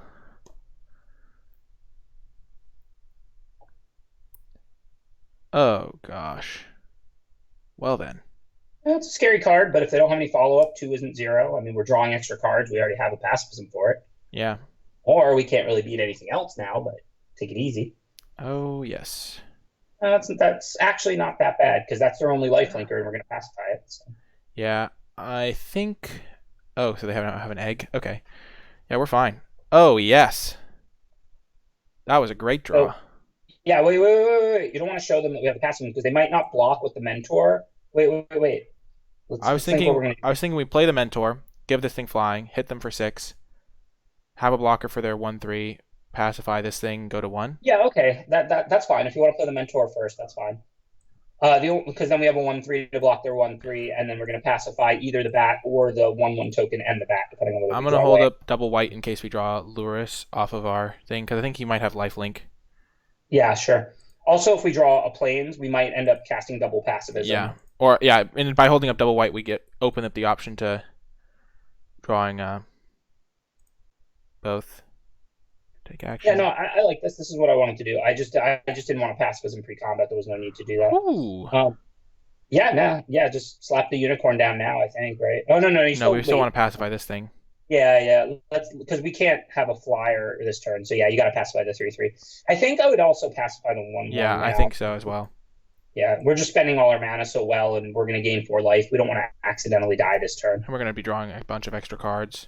Right, and with no ability to block that 1/1, if they drew like a pump spell, we were dead. Or a kill spell or like a mutate creature to mutate on this to kill the wingspan. Yeah, or mutate on the 1/1 menace either way. But yeah, if we didn't pacify the 1/1, we die to a kill spell, or we die to a mutate. We die to anything basically. They can't mutate onto the 1/1 because it's a human, but I get exactly what you mean. I think we mutate. Yeah. I think we mutate. Right. Do you want to mutate this before combat onto the Sabretooth? Just to gain life? Yeah, I guess we're gonna mutate it. Like we need the life, sure. Hold up. Oh yeah. Also gives it vigilance, so it's relevant. Yeah. And we can even hold up the 3 mana eventually, like pump it if we don't draw anything relevant here. Next to combat. And having the 4/4 in play is nice because if we draw the land, that lets us draw extra cards. We can still play that, and I think it costs. Yeah, I like how we're going to close out quick here, and that 4 life makes it a lot more comfortable. Ooh, that's really good. So now we can play Island, Glimmerbell, and hold up Mystic Subdual.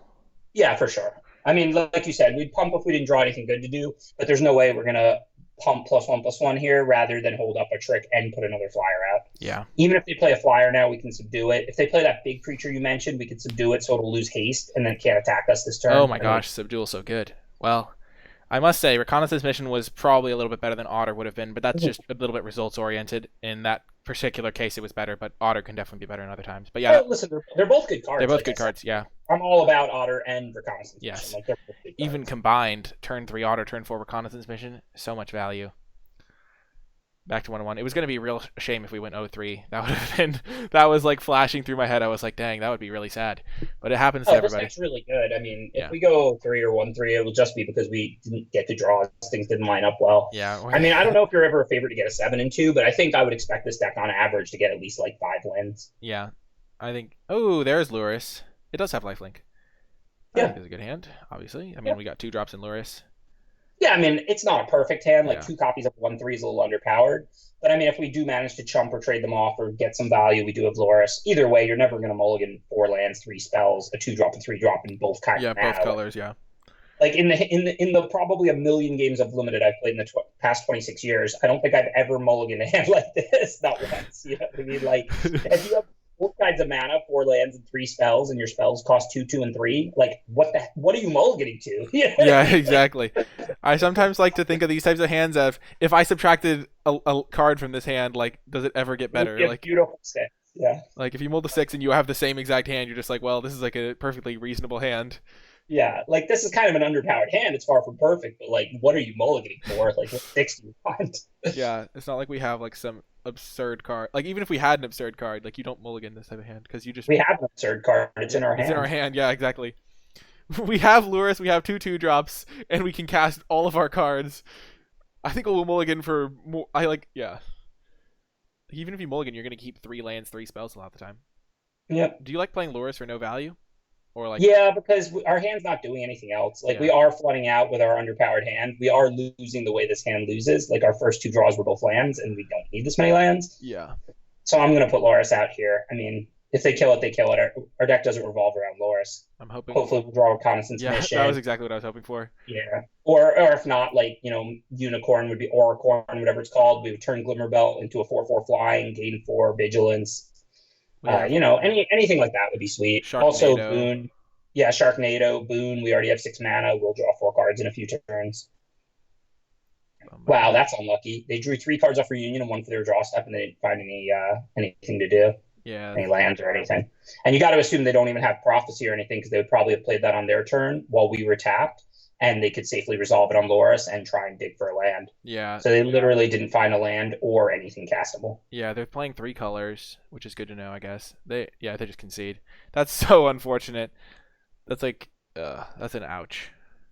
Yeah, it happens. Happens to us, happens to them. It's not, that's the bad part of Magic, but, that's why you play, best of 3 in tournaments, and, not every tournament you can top 8 with at least 1, if not like 2 losses, because, there's variance. Yeah, also that's another reason to keep hands like that are functional, because if we also mulligan to like a hand that doesn't do anything, then like they can like grind back into the game and stuff, and we don't just get a free win.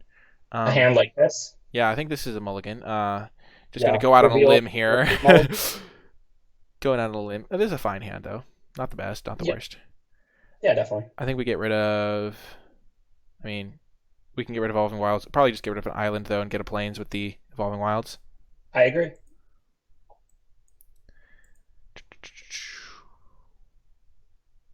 Because again, Swallow Whole. We could even wait on Glimmerbell just to make it a 2/4 if we wanted to. I mean, I'm not that scared they're going to kill our Glimmerbell. Yeah, me neither. And I mean, if we never draw another creature, like, we've got bigger problems. Yeah. But I agree with the rest of that. I bottom the island, go fetch up the Plains, and then just cast my Glimmerbell. Yeah. Unless I draw something better to play on turn 2. Yeah. The Scorpion. Have you played the Scorpion? No. Yeah, me neither. I don't think it's like particularly good. No, I mean, this is a format where sometimes you want some 1-drops to mutate on, but I mean, the Egg is better, Brushwag is better. I'm not really about the Scorpion. I'm not saying it's like, it's unplayable. Like, if you wanted that effect, if you want a cheap creature, it's not the worst. But I'm trying not to play the Scorpion. Like, it takes filling a need for me to put that card in my deck. I think I'm just gonna. I don't really want to do. I don't think trading. I think trading these is probably fine actually. Wait, you're gonna have you could have a 2/2 first strike. Do you want a 2/2 flyer or a 2/2 first strike? I was thinking flyer, but first strike sounds kind of appealing against this Death Toucher. Yeah, I think they're they have 2 ground creatures out. I think I would just hit for 1 and play a 2/2 first strike here. I totally forgot that this even had the option to get first strike. I was like, oh, it's a 2/2 flyer.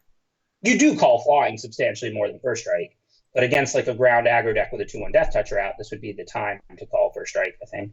Yeah, and we can even put a counter on it because first strike does really well with counters. Yeah, that's true.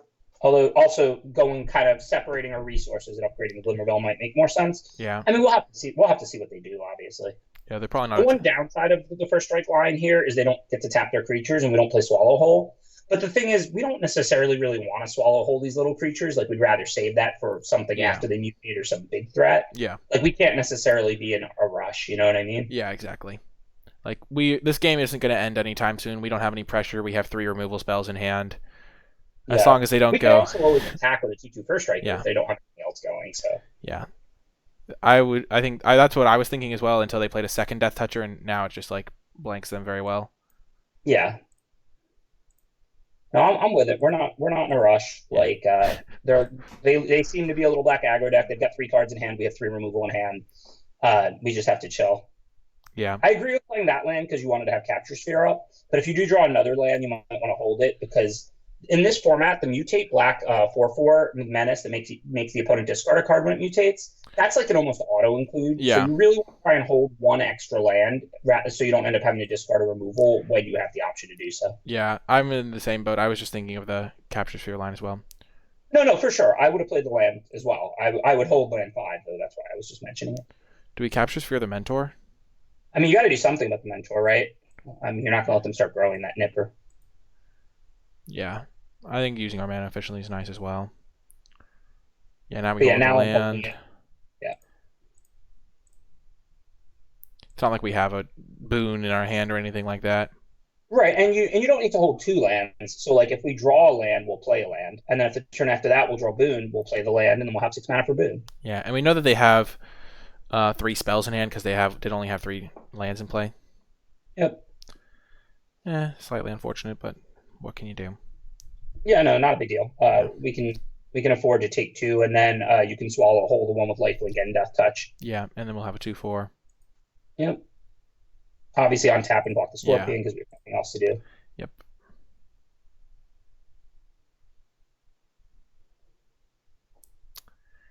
Yikes.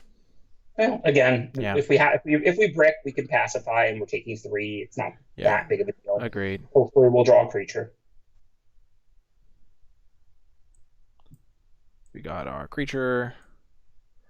So one thing to consider is that one, even after Swallow Hole, doesn't necessarily stop the other 2/1.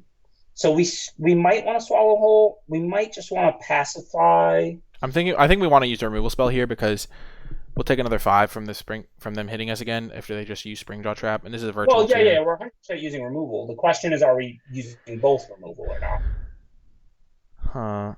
I don't think because if we upgrade Sabretooth into a 4/2, it still only trades with a 2/1 Death Touch. Plus, they're probably just going to trap it anyway and keep hitting us for 2. So I think my inclination is to use both removal, but I'm not 100% on that. Yeah, I like using both because then we're in a top deck war, kind of, but we have a 4/2 against a 1/2. I guess they just have a 1/2. I guess just we think our deck is better than theirs. Like, I guess they'll have to use this. It's just that we're going to end up doing it anyway. I think there's no reason to take extra damage. They're only on 4 lands. They're not like, and they don't have any more lands in hand, and they're not like a big green deck.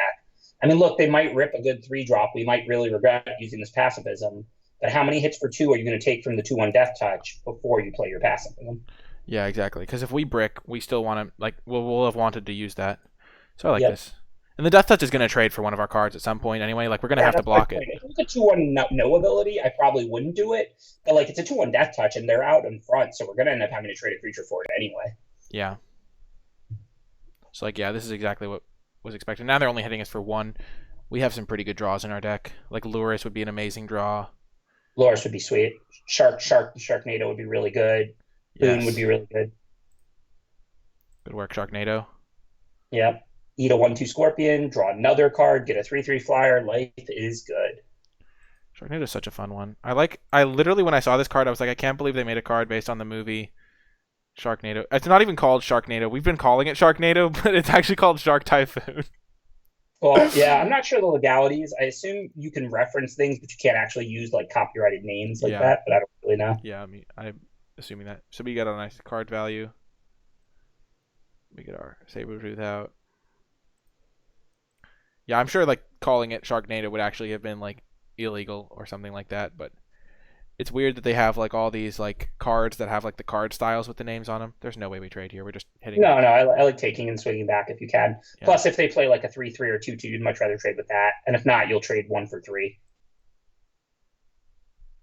We especially don't even want to trade because we have mutate creatures put on the twos. Yeah. We also have the card we talked a lot about, reconnaissance mission. I mean, and also just like I said, if we make that trade, what happens if they play a 2/2 or a 3/3? Then we're taking 2 or 3 a turn. For now, just take 1 and hit back for 3. Definitely. And we can now even hold this land. I mean, we're holding the land anyway, but holding the land for the mutate trigger now. Yep. Looks like they're thinking about capture sharing or something. Yeah, that would be fine for us. Yeah, who cares either way? Yep.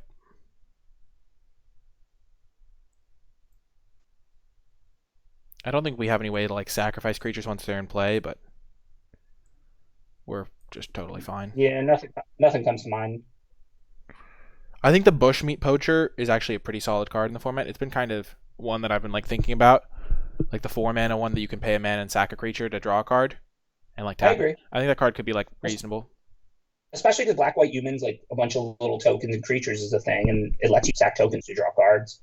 Yeah. I probably hold both because even if we draw Boom, we might regret it. But now that we have Symbiote, let's say they make us discard 1, we want to have a land to loot away with Symbiote if we draw Mutate. Yeah. Also, they might just like if they make us discard 1, or we might just draw Mutate and then loot away a land and draw another Mutate. We have like not a lot, but we have like what 3 or 4, I think. We have Vulpikeet, we have Majestic Auricorn, and I think that's it. We might only have 2. But still, we could still just draw them back to back. And also, the only card that rewards us is like Boon. Wait, we got a Dreamtail Heron, right? Like 1? No, we didn't. None of that? We didn't. We took. Okay. There was one in the draft, but we took something else over. I think we took like Sharknado over it or something. Right. Yeah, you're right. It was something better than it. But still, here's the Cavern Whisperer. We want to have a land in hand, discarded that, and now we still have our land to loot away if we do draw one of our 2. It's actually funny because them killing that creature is actually like pure upside for us because of our Luris. Yeah.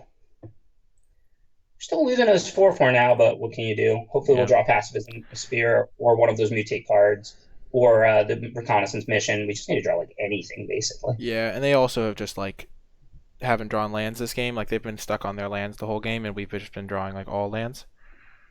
Well, it's not triple block. It's not doesn't nothing. have death touch. Yeah. I mean, if they don't have anything, this triple block isn't bad. They only kill one of our creatures. Yeah. If they do have removal, we lose, but, you know. I mean, if they have Blood Curdle, they can't kill our flyers at least, which is nice, but yeah, still not ideal. Why can't they? Because the tax.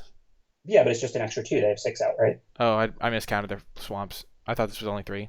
Never mind. Yeah, I mean, whatever. We're gonna triple block if they attack. Like, we can't take it, so we're not gonna. It has menace anyway. Like, what if we jump blocking, like double blocking to lose 1? Of course, we're gonna triple block. So. And now we'll just have a 1/3 to be on Scorpion watch. Yep. Because we are currently low on life. Yeah, we have Auricorn to gain life and get out of this. Yeah. Luris. Yeah. Just really comes down to their hand. Like if they have nothing, we're not in bad shape. But obviously, if they have removal, they can kill their own Scorpion for the win, or they can kill one of our creatures here or whatever. But assuming their hand is nothing or just like a random creature, then like it's still a pretty 50-50 game. We lose if they have anything. We can't really beat anything else meaningful. Yeah, it all kind of like we were kind of in an even spot. I think we were in a top deck war. We drew our Sharknado, and then they kind of. But they drew Capture Sphere to answer it, and then we drew a bunch of lands. Yeah. So. And we drew a bunch of our lands in 2 drops. But we still have a lot of strong draws, like I said. If they don't kill us here, we have Loris, we have Reconnaissance Mission, we have Auricorn, we have Vulpikeet, because we even get to loot away that land. We have Boon to draw 4 cards. Like we have plenty of strong draws in a not that big library. We just need them to not have removal or anything here. We need to get through this turn. Yeah, I'm also glad that we have a bunch of 1/3 so that we aren't forced to kill this thing.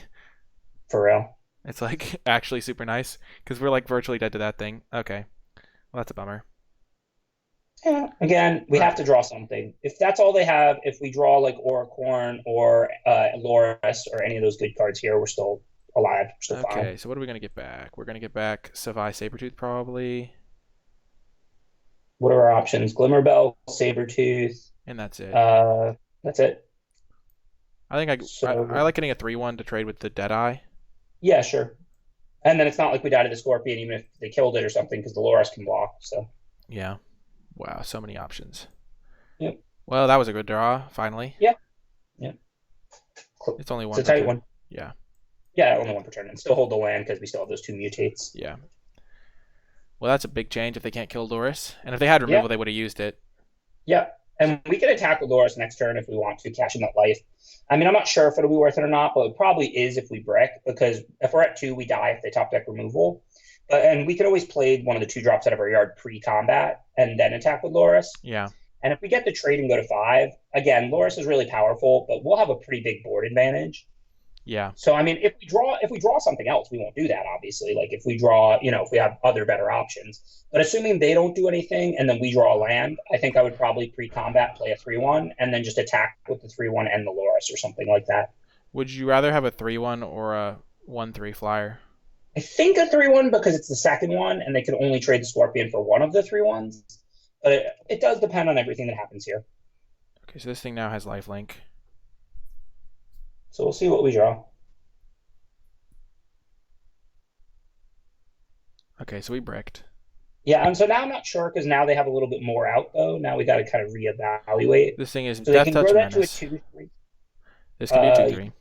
Yeah, and that's Death Touch Menace, but it doesn't grow itself.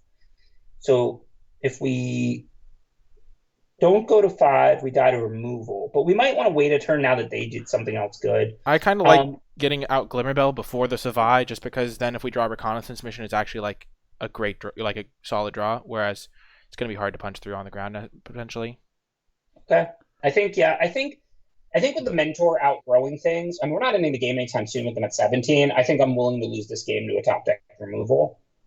Yeah, I mean they're going to be able to kill their own Scorpion, and Well, that's why I wanted to attack Loris. Yeah. But, I mean, that was because they only had a 4/2 and Scorpion, so they would have traded the 4/2 for Loris, and then we'd be at 5 facing only a 1/2. Yeah. And now that they have the 1/2 that's going to grow and another Death Touch Lifelinker, I think I like just playing the Glimmerbell on a land and passing.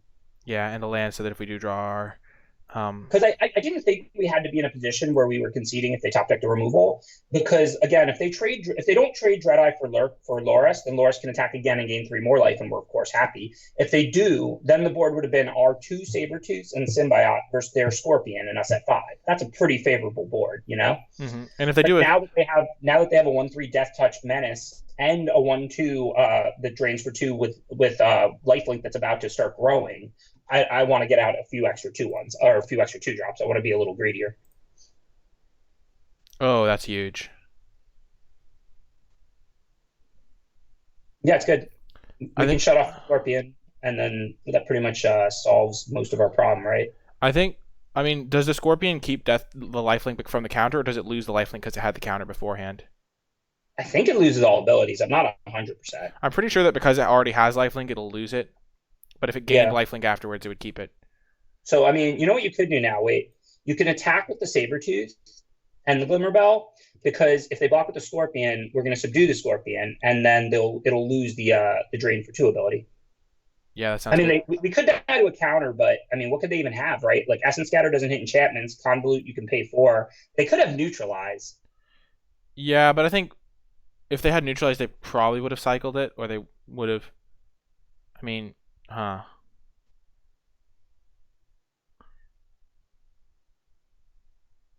Yeah, I don't know.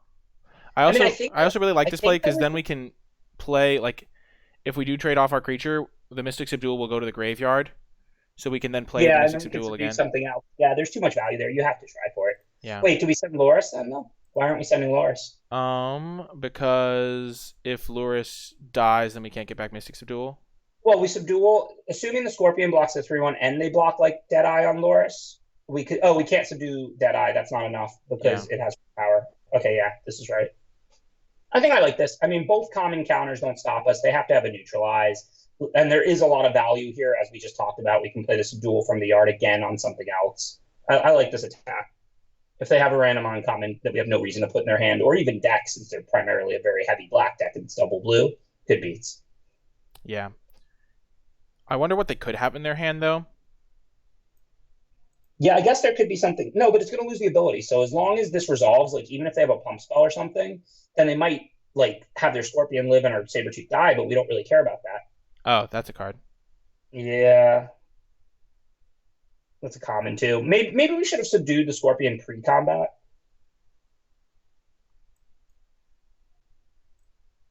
Oh, we can just play it again. Yes! Oh, the value. Oh, Dude, that's hilarious. I so forgot about that. Like, because even if they Totally. neutralized it, we could have just played it again. It has flash. Oh my gosh. The sick value.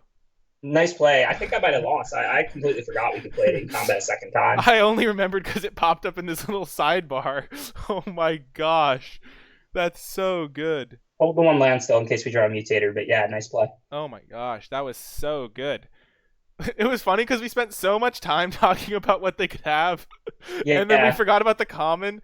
I just think that card is kind of like not one I ever expect in the main deck. Oh no, me too. Yeah, like I completely like that part is whatever. But the fact that even if they neutralized it or had the common, we could replay it again in combat immediately. That was awesome. I'm like mad that I forgot what Loris does properly. I totally forgot that like, because I think the thing was it was kind of like you imagine it going into play versus like it just going straight to the Wait, yard. so now like we can capture Sphere the 4/2, and then you can attack with Loris too and get your 3 life and everything, right? Yeah. If they double block, you can play the Mystic Subdual out of the graveyard. Yeah, I like that. Yeah, and then you can send the 3/1 because if they trade with it, that's great. Probably hold back the 2/1/3s just because that's not we don't need 1 point of damage. That's not really how we're winning. We're winning through massive card advantage now with Loris. Yeah. Luris being an MVP here. Oh my gosh. Oh, Loris is an amazing card. It's Like so sick. it's weird because it's not really a companion in limited because, like I said, you can't really meet that companion requirement in limited very easily. But it's an amazing card in limited. You can, if you start with a Loris, you can prioritize 2 drops and make sure you have like 6 to 10 2-mana permanents, and then just as a 3-mana 3/2 lifelink that replays cards from your graveyard every turn. That's a sick Magic card. Remember when we almost played a land over this Mystic Subdual? Yeah, right. Is Loris on your turn or on each turn? It's on each of your turns. Okay, So it's one of those. It's one of those ones that like sounds like it's going to be during each turn, but then it just says each of your. It's kind of like yeah. the first time I read that like 3/3 giant. That's like the crystalline giant one, the like 3/3 that gets a bunch of abilities. I thought it let you pick, and so I was like, wow, this card is completely dumb. Yeah, so just pop out the 3/1 then. You don't need to subdue either of those 2 creatures, and we're at 5, not 2 now, so we're not that scared. Yeah. Whew, and The only reason I was asking that was because if it was on each turn, I might play the planes to have access to subdue on their turn. Yeah, for sure. Well, that worked out quite nicely. Yeah, this is a beautiful game. I can't believe that Mystic Subdual, we got to cast it twice. Yeah, that was gas. I was like, oh my gosh.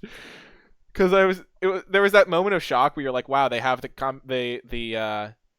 that makes a lot of sense for them to have in their hand because they never had a way to use it. But then, and then it just like happened that we could cast it twice because of Luris. Yeah, I agree. That was a lot. Like it was surprising that I wasn't thinking about it, but it made sense. Whereas Neutralize is double blue, they're really heavy black. Like they could have cycled it. Like I would have been a little surprised to see Neutralize. They could have it, but it would have been surprising.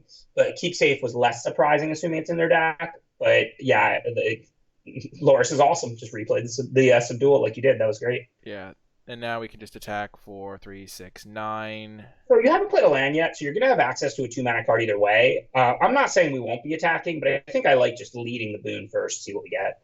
Yeah, and keeping up because we have to play. Because we're not worried about holding a land now. We're drawing 4 more cards, so we'll just play that land even if we don't draw one. Ooh. But now wait, because we might play boon, we might play that depending on whether we're playing a white Bonders, or we might play that depending on what we're going to play this turn. What are we going to play this turn? I was thinking of pacifying this and then swinging for lethal.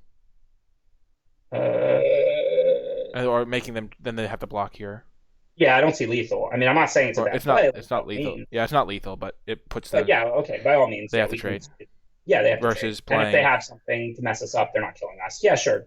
Pacify and swing with everything works for me.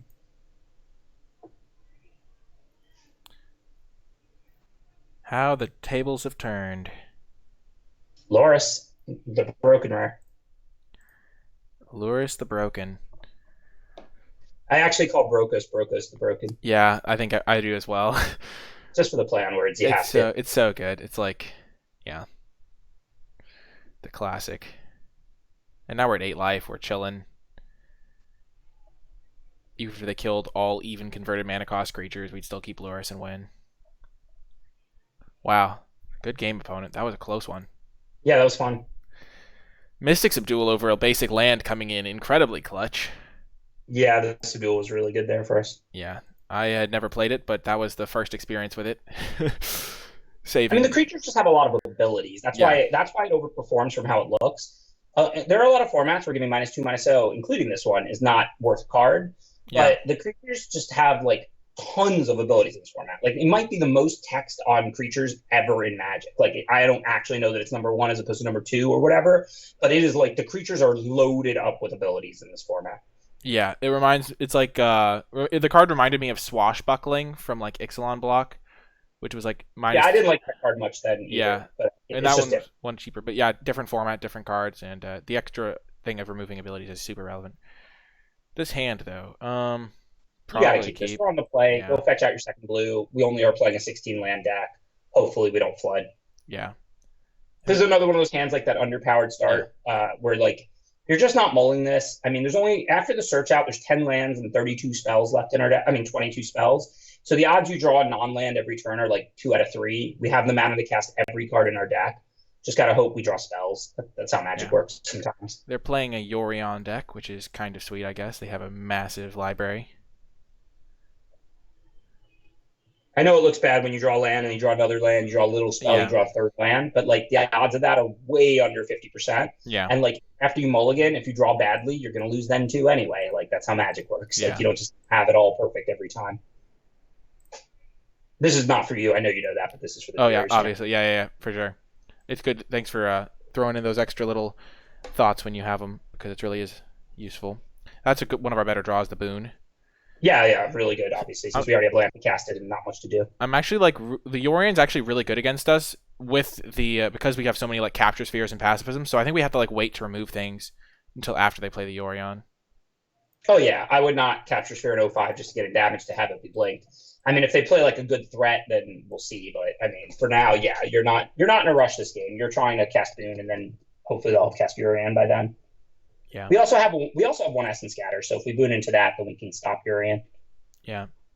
I think. What do you think of playing Yorion as your companion? Like, do you think that's like a viable thing? A lot of. Oh yeah, if I get a Urian, I'm playing 60 and playing Urian every single time. Like it's just worth it. Like you're only diluting your deck by a little bit. Like 7 of the cards are spells or lands or whatever, 7 or 8, and then like the extra 10 and 12 spells, and you get to have a free 4 or 5 flyer that you don't spend a card for. I mean, that's just a great card.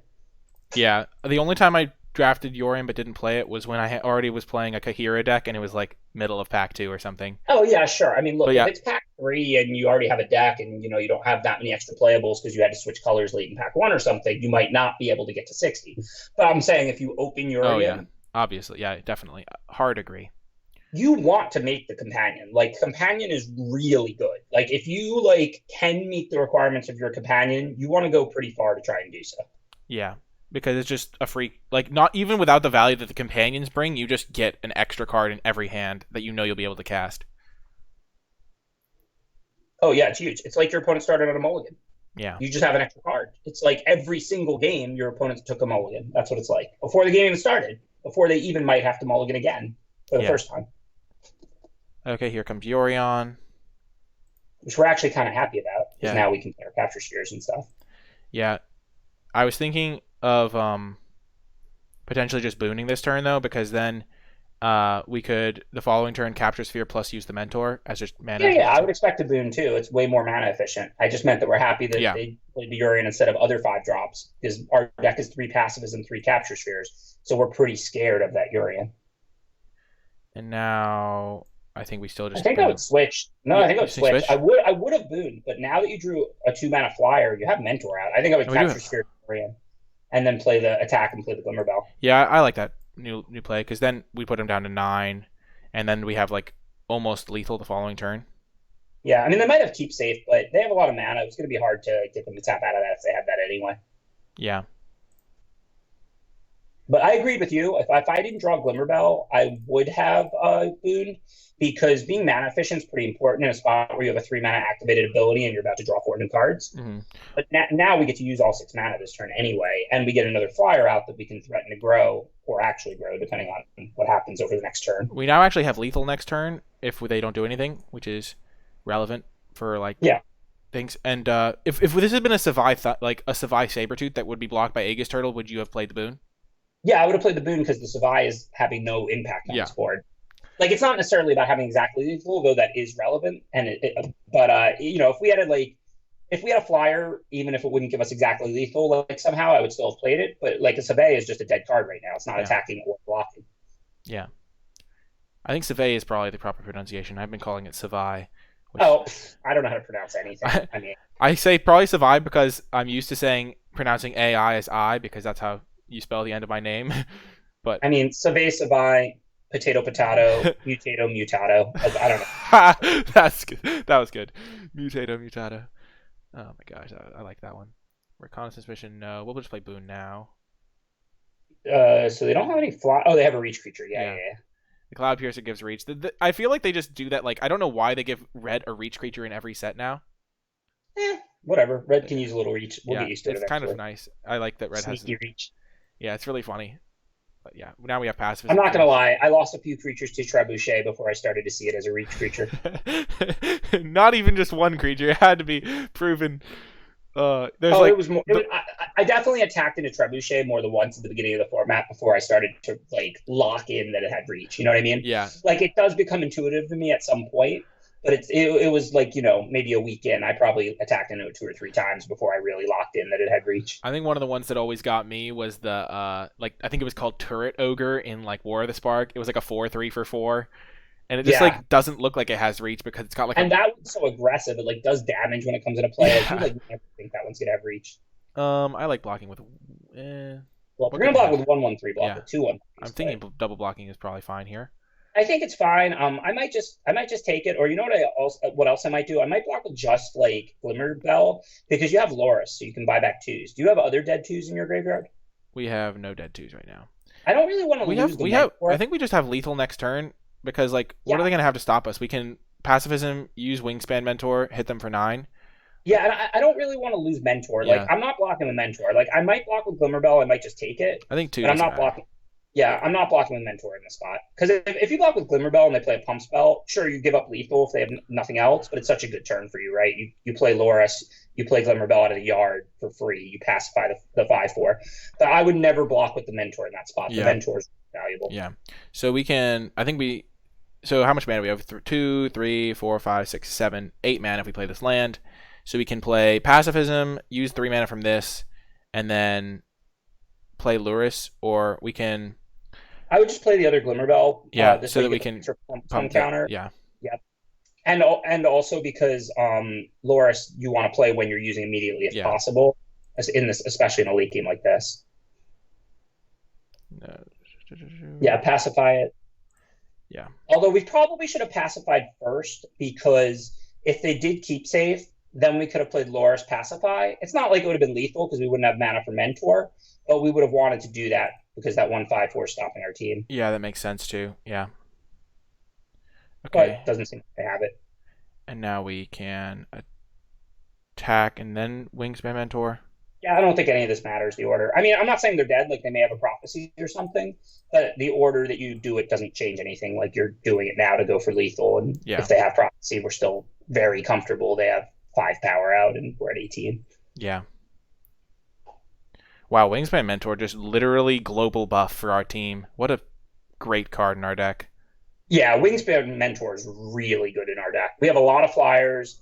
And then, we're kind of a little creature decks. It's not, this is like a fundamental concept with stuff like that. Like if you're pumping a bunch of 5, giving +1/+1 to a bunch of 5/5s is less valuable than giving it to a bunch of 1/3s.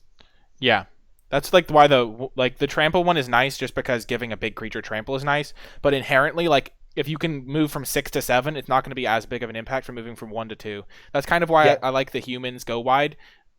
Anthem card if you have enough humans, because 3 mana to give all of your humans +1/+1 and move all of your 1/1s to 2/2s is huge. Whereas if it was give all of your beasts or something +1/+1, it would be still probably a good card, but much less good than something like pumping all your small humans. Yeah, I agree.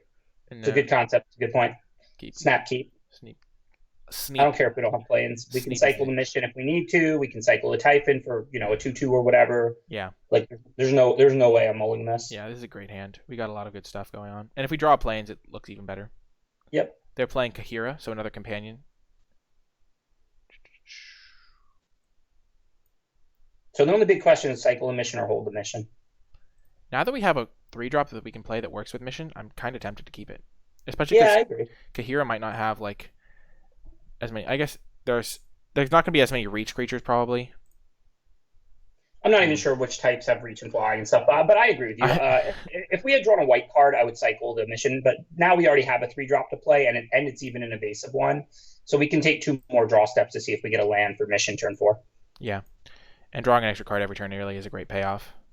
This symbiote has been really impressive to me early on in this format. It's great. I really like this card. I think it's one of the best green commons at least. Yeah, it's great. It's such a good enabler because all you want to do is not get tempoed out when you're mutating because you're making like big creatures for not very much mana, but like not very much mana at one time. Like you're making big creatures by investing a lot of mana over 2 turns instead of 1 turn. So you get bigger things out like on turn 4 and 3 and 5 than you would normally have, and they even have haste. But if your opponent does like bounce or kill it, you sunk a lot of mana and you have nothing. So the life from the symbiote is huge in addition to just being decently statted. Okay, so now we cycle. Yeah, now you got to cycle, unfortunately. But if we do draw planes, then we're still in fine shape. Yep. Unfortunate, but not the end of the world. Yeah, you can't. What can you do? What can you do? I don't think we cycle the Shark Typhoon for no value, but I'm thinking about it. No. You say because you could always cycle it for 2/2 next turn or something. Yeah. Like we're in fine shape here. If they have a pacifism, we'll pacify this at some point.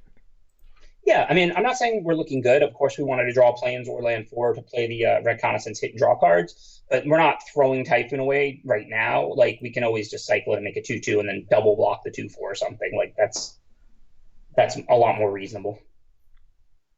Yeah, I think we'll just do that now. Okay. Yeah, just pass the turn because you can't do it now to try and find the land because then they can play Kahira and then you don't have blocks again. Yeah. But inside combat, go for it. I mean, if they have Divine Arrow or something, we don't need the 2/2 flyer in play. We need to cycle the Typhon, and like whatever we get through the turn, we don't take that much damage. It's not a huge deal. Here comes Kahira, so we can't do it anymore, but not a huge deal. Yeah, I didn't expect them to just play that pre-combat into all our open mana like that. But yeah, again, we can take 8. So what are you gonna do? Yeah, and we do have a bunch of life gain in our hand. Yep, just have to see if we find that land or not. If they don't have removal and we put Unicorn on the Typhoon, it's not counters, right? No. So it's still just a 4/4 flyer, but a 4/4 here isn't the worst. Yeah.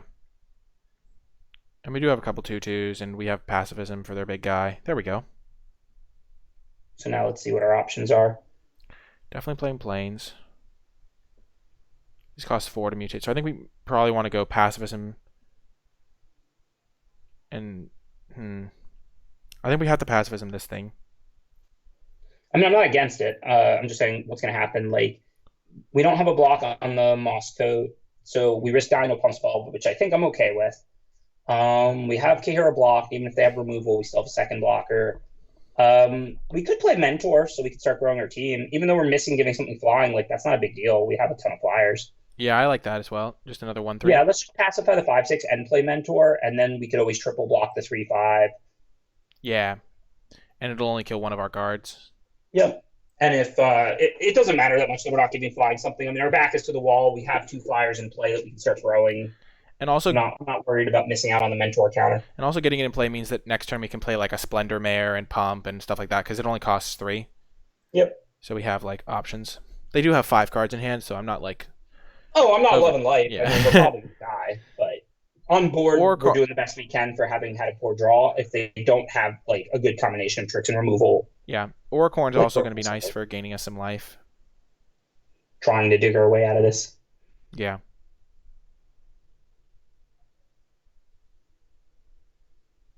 Like, I don't hate, like, next turn if we draw planes going Oracorn and Sabertooth and, like, putting the Oracorn onto our, like, flyer or something.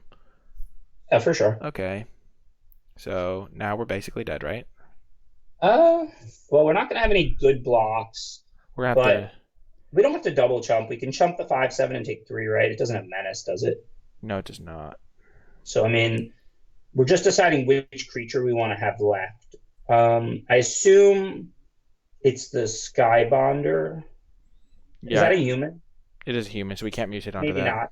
not. Yeah, so maybe keep the sharks so we can put four coin on it. But 4/4, we gain 4. We're going to be at 1. We're going to go to 5. And then we still have to deal with the harvester. Yeah, this is ugly. Well, if we draw a land, if we draw plains, we can play Orcorn and Tiger. Or Orcorn and hold up cycling Splendor Mare onto it so that we could then block this and gain another 4 life if they attack with both. Oh yeah, that's nice. So, And then maybe so I think we sack the Skybonder and then jump with Wingspan. sure. Because we're going to lose both humans anyway. Because I think we have to draw planes here and then have to hope for a really good series of events. Yeah. But, we do have this thing to start drawing us extra cards. That's not going to do it. Maybe Well, we can yeah. still cycle this first. Yeah, we could. We could also cast. Wait, we could also cast the Orcorn. We don't gain I the mean, then life we're just then. chumping the 5/7 with the. I know, but the two can right. chump the 5/7 and the 4/4 could block. I mean, we're gonna die to any mutate creature, but I mean, does the other way get around it? No, it does not. Well, better to win if they have stone nothing than to concede. I mean, Yeah, I like it. Let's roll. I think playing the land is fine. Probably. yeah, just play it because if they have that menace mutate creature, we lose because we have to sack the creature and then the harvester gets instead. We can't beat anything. I mean, they could add another creature to the board, but if they have like a pump spell or a mutate, oh yeah, that was nasty. Yeah, I mean, it's all good. Yeah. If our hand there, if by turn 4 we had 2 islands and 2 plains and the same spells, like I think we could have won that game. Yeah, for sure. Lands don't always come. I think. I mean, this deck is performing pretty well, especially. I think we lost another game to just flooding pretty hard. Yeah, if I recall. I mean, this, and listen, one of our opponents cast nothing and conceded after that reunion. I mean, like, you can't evaluate a deck's performance in best of one. Yeah, because you're literally playing 1 game sets. I mean, yeah, we have gotten to see a pretty cool variety of things. I think there's a keep. I forgot that this can be cast for anything. Yeah, I agree. If that was a double white 3-drop, I'd consider mulliganing. But with a blue 3-drop in hand and a Mystics of Duel, like on the draw, like again, like you don't win more games by mulliganing here. You just keep and then some. You draw planes pretty often, but not always, and hopefully you do. Yeah, we have like 8 white sources if we include Evolving Wilds. So right, and we don't need it on turn 2 or anything. We need it by like turn 4, so we have time. Booyah.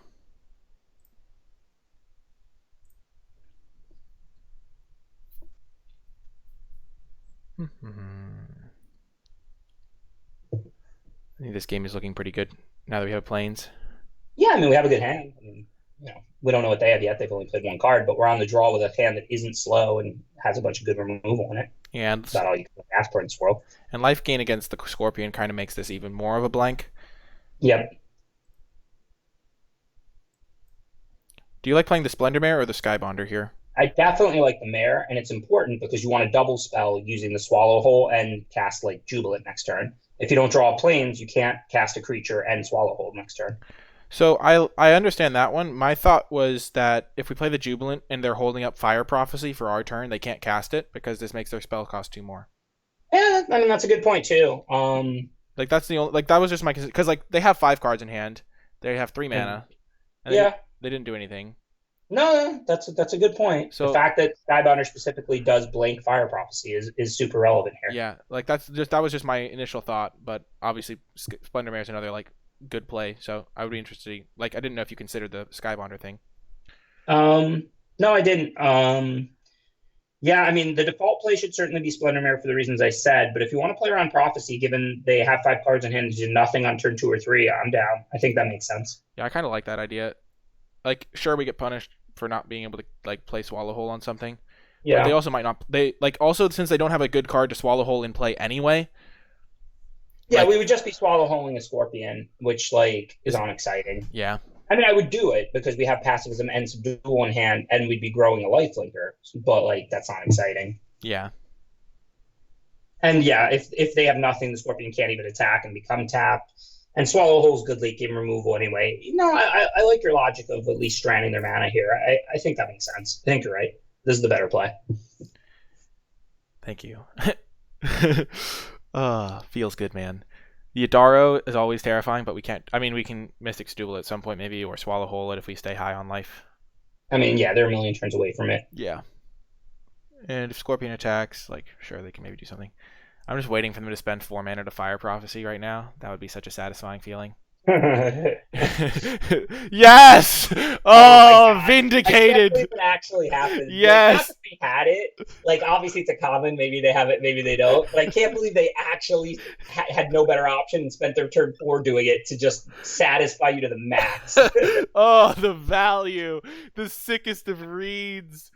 Oh my gosh. Yeah, that was nice. Absolutely. Nicely done, Nikolai. I'm tipping my imaginary hat that I'm not wearing to you right now. Thank you, thank you. That was the most satisfying feeling. Because normally you play around the card and you're like, this is probably technically correct, but then they never actually just play the card. Yeah. No, like I said, it's a common. Maybe they have it, maybe they don't. But the fact that they actually didn't have a 4-drop, chose to spend their turn 4 doing it immediately, like you said, just so satisfying. And now we just play Splendor Mare.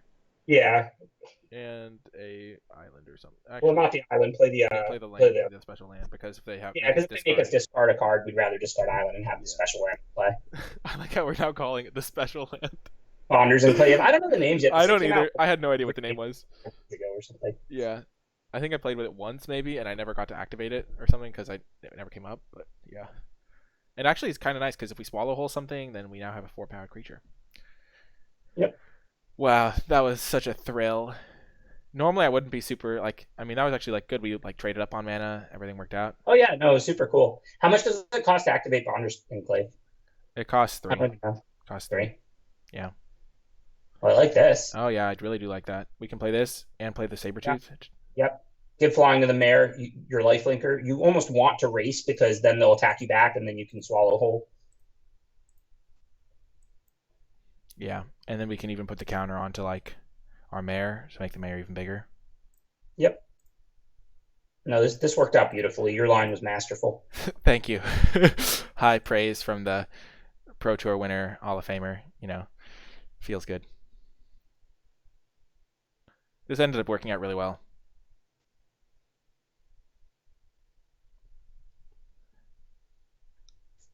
I can only imagine, like, because if my opponent had done that to me where they just played the Jubilant Skybonder, I generally just assume that they just only had that as their option and they like didn't do something to play around or anything like that. So I would have kind of been like, wow, that happened to be the 3-drop they had. You got to be kidding me. Because normally that's a fine play, I guess, like holding this up, or maybe they just didn't have any options. Yeah. I mean, they haven't played a 3-drop 2 turns later. Like they spent turn 4 prophesying and turn 5 playing a 4-drop. Like it is very likely they just didn't have any 2 or 3-drops. But nonetheless, your read that like, oh, like they didn't do anything on turn 2 or 3, like maybe that means it's more likely to have a Fire Prophecy in hand. So let me go ahead and play this Jubilant. Like that's good. So now we just take 5 because we're hitting them back for so much.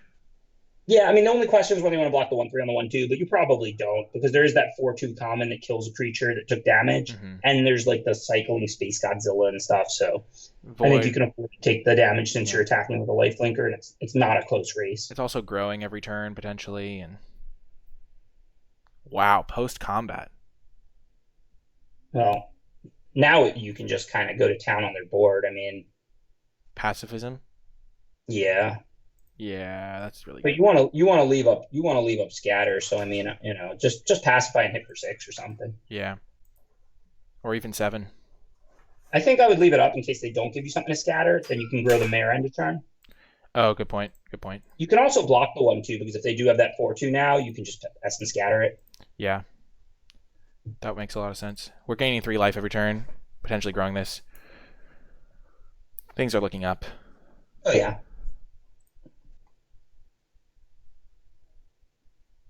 Sure.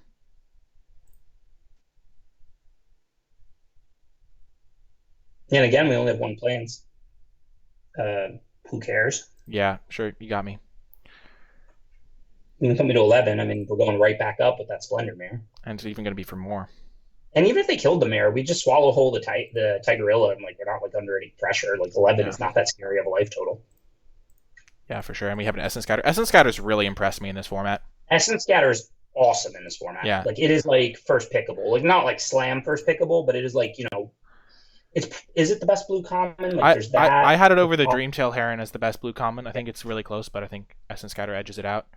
Wow, blue's commons are just great in this format. Yeah, You have Scatter, Heron, Essence Capture, and Otter. All of those are like just very yeah, effective and magic. also like I kind of like the 4 mana that bounces and draws a card, especially That when you card's have good flyers. too. Yeah, it's a tempo format. That Yeah, card's good too. yeah, I've been really happy playing blue. I think I played blue a lot of times in this format.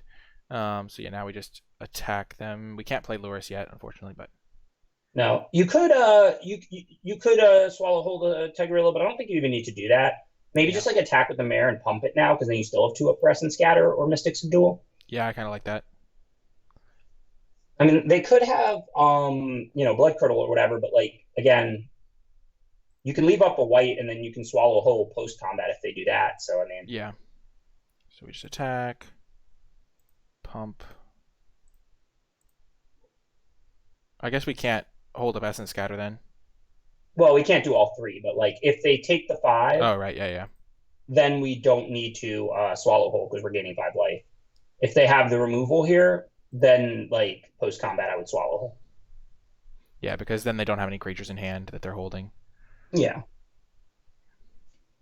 Splendor Mare getting the job done. Yeah, because there's no way they're sandbagging, right? Like if they have Blood Curdle, they're killing that mare. Yeah. So if they're not Blood Curdling it, then I would leave up Essence Scatter because who cares? We'll take another hit for 4. We're not afraid of damage. We just gained 5. Yeah. If they use the Blood Curdle, then post combat, I just tap the Sabertooth and swallow whole the Tigrealla so that next turn the 4/2 Sabertooth can attack past the Scorpion. This game is definitely going well. Yeah. I think now that it's a 5/5, we probably can just. Well, yeah. I mean, the difference is now you have a Typhoon to do end of their turn. Yeah, so we don't want to do it now. Right. If you had drawn like a total brick, I mean, if you drew a planes, you'd have other stuff to do too. But if you had drawn a total brick, like I don't know, maybe I'd pump it again, maybe I wouldn't. Putting them to 1 is relevant. It makes the mentor a lethal threat and stuff. But I mean, now like there's no way you're going to pump it now. It's not a decision because end of their turn you're going to cycle and make a second flyer, like a 3/3 flyer. Yeah, even if somehow the serrated Scorpion died, they're still dead to this thing hitting them. Mm-hmm. And even if they play you something to scatter, you're still going to cycle Typhoon for a 1/1 flyer because then you can grow it to a 2/2 flyer with mentor, which makes it another lethal threat. Yeah. This deck is great. Yeah, like I said, this deck's really good. Like I would have been disappointed if we got less than 5 wins with it. I think this is win number 5 right here. Yep. And like you said, both our losses have been pretty like that poor draws. I mean, you can't do anything about that. Yeah, I'm just thinking about like, yeah, I don't think we're worried really that much. They do gain 5. Yeah, I mean, I'm not ecstatic that happened, but like, I mean, we don't have choices really. Like, yeah, for sure. You're not going to subdue your own creature here to shut off lifelink, I don't think. Yeah, I think. Do we cycle the Shark Typhoon to kill the Scorpion? I don't think so. I think I just blocked the Scorpion with the Mentor because I'm not afraid anymore of like the 4/2. I can just scatter it or whatever. Yeah. I mean, they can't like if they just deal us damage, it's irrelevant. All they do is extend the game by a turn. Like, who cares? Mm-hmm. I mean, we may have lethal anyway. We have 7 on board. Like end of turn, if they don't do anything else, end of turn we're making a 3/3. We're untapping and attacking for way more than 7. But I'm just saying we're not like scared of a race at this point. Okay, and they just do that to gain some life. Yeah, all you gotta do now is Typhoon for 3, and I think you have lethal. They're going to 9. Yeah, we have more than 9 because the Tiger can attack too now that the Scorpion's tapped. Yeah. So we got this one. Cycling, pay X equals 3. It's also just so much easier to cast these cards on MTG Arena compared to MTGO. Oh, I love the auto tapper, believe me. Whenever people complain about it, I get tilted. I'm like, yeah, it costs me a game 1 in 50 games, but don't forget every turn of every game is 1 click to play a 4-drop instead of 5. 1 click to play a 5-drop instead of 6. Especially when dual lands start getting involved, and you're just like, oh my gosh. The auto tapper is wonderful. Oh yes, it is a gift to the Magic community. Like, there is like the option to turn it off, but I can't imagine anyone doing that. I would rather lose games left and right than turn off the auto tapper. Yeah. I love that. I would take like a 5% or 10% hit to my win rate before I turned off auto tapper. Maybe not 10%, but definitely a significant amount. Okay, well, this is a keep, but not a hype. Same as usual. It's a weak hand, but we have both colors. We even have the wilds. 10 lands left in the deck. Hopefully, we'll draw spells. Like you just don't mull hands like this on the play. Yeah. Like on the draw, you really don't mull hands like this generally either. True, but like it's a lot closer. Yeah, I feel like. I agree on the draw because like you'll get that extra card and like 5 lands, you're more likely to draw your next land. And yes, mulliganing is more punishing on the play, and you're more concerned when you're on the play with hitting your land drops because you have 1 less card to do it on each of your turns. So 5 landers are like auto keeps on the play unless you're like a hyper aggro deck. But on the draw, I think sometimes you can mulligan them. Yeah, and it also like having both your colors is nice. Boon of the Wishgiver was another great draw. We seem to draw Yep. this at a good time. This is the way this type of card is really good for like Because people it's watching. flexible. Yeah, because like that one game when we had all spells, we're like, okay, whatever, we could cycle it if we want to. yeah, And then all these mana flooded hands, we're like, okay, that's a good draw. yeah, like that one game where we were against that like nuts Nissa deck, like we had this card and it handled like as like a kind of thing to help us pull back card advantages as well. I think. Ooh, I'm kind of looking to trade and then next turn play Luris plus. This is the first strike, right? Never mind. We'll not Is trade. Loris non-land permanent? Like, can we bring back Evolving Wilds? We Oh no, you can't. It's cast one not permanent correct. spell. I think we You might. don't cast lands, right? You do not. Um, This is a I first. might just cast. I might just play Loris to be honest. I, Like, we don't need it for its card advantage this game, and like if they kill it, whatever. We don't have anything to bring back. yeah. If they don't kill it, we might pacify the first striker, even if it just forces them to hold the first striker back. We're in a position to go for the long game because we can pacify a good threat and then draw 4 cards. Mm-hmm. So I think this is the kind of game this early. I'm just putting Loris in play. Yeah, the lands are actually quite nice as well. Like in our hand, like makes it actually like we're not going to be beating them down with like 4 spells here or something like that. We don't have any other options on something else to do this turn. Right. Than, And like, we want to pacify. spend our mana knowing we have a draw 4 coming in a couple turns. Well, that worked out. And now that they took this line, we can then pacify that and we get to gain 3 points of lifelink. And like we're not worried about saving that pacifism. Like we're about to draw 4 cards and our deck has 3 pacifism, 3 capture sphere. So like let's say like here we pacify, we hit for 6, we gain 3. They play some giant monster. We draw 4, we take 1 hit from the monster, and then we should have a capture sphere or a pacifism since we're drawing so many cards. We're drawing draw step 4, and we have 5 copies left of pacifism and capture sphere. Yeah, this is just slam dunk pacifism here. They only have 1 blocker. We could hit them for 6. Gain our 3 lifelink, and then it's okay now if we fall a little behind. We're at 23, and we're about to draw 4 more cards. Yeah. And this was kind of a nice little saving the pacifism worked out because then they ended up committing a little bit more to their creature. Yeah, exactly. I didn't want to pacify a 2/2 first strike there, but if on turn 4 they turn it into a 3/4 and that's all they've got to stop a 3/2 lifelink and a 3/1 for that turn, I'm down. Yeah, and they can't even really block the Savai Sabertooth now because we just get it back, or if we do it pre-combat, they might not even want to. Okay. Yeah, again, fine swing, but now we draw 4 more cards. So, I mean, there's very few lands left in our deck. I mean, there's 8 lands left in our whole deck, I think. Yeah, and they're using premium removal on our small creatures.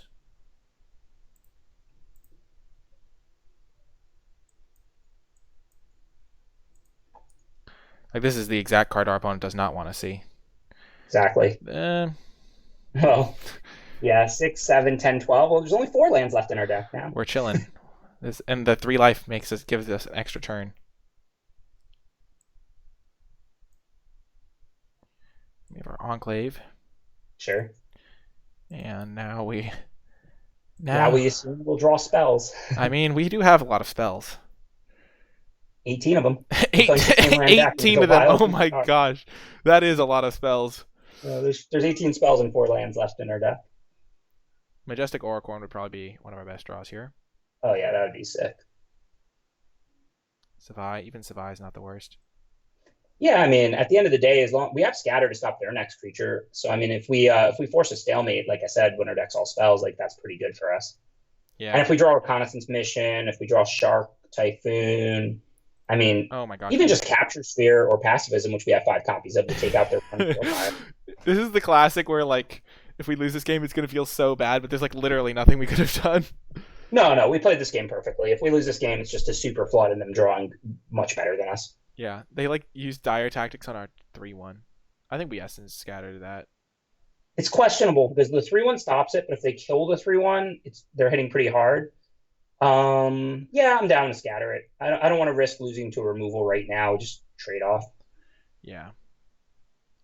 I guess if they also had small humans. Well, they also didn't even need to have removal. They would just play that, and then I guess they had attacked with this. But there's like some worlds where they like play another human card, tap our guy, hit us for like 10.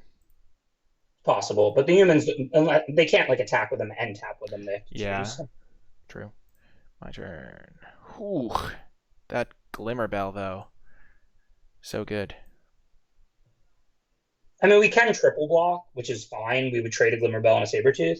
Obviously, you have enough mana to untap a Glimmerbell, so like I would attack with just that and not the Sabertooth. Yeah. And I'm definitely not scared here. Like, even if they have the removal, like, yeah, it looks really ugly and I'm not happy. But then, like, you're still just trying to draw one of your 5 Pacifism or Capture Spheres. And if you draw a 4-power creature, you have the land. So, I mean, I'm definitely going for the triple block here. Yeah. I'm not trying to race. I'm trying to play for the long game. Like, sure, they kill some of our lower impact cards, but we're going to be drawing more spells than them in this extended game, probably.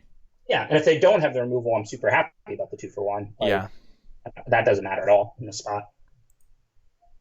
So now it's 5, so it's still not the best, not the worst. We still keep one of them. The counters go away. It's just 1 to turn.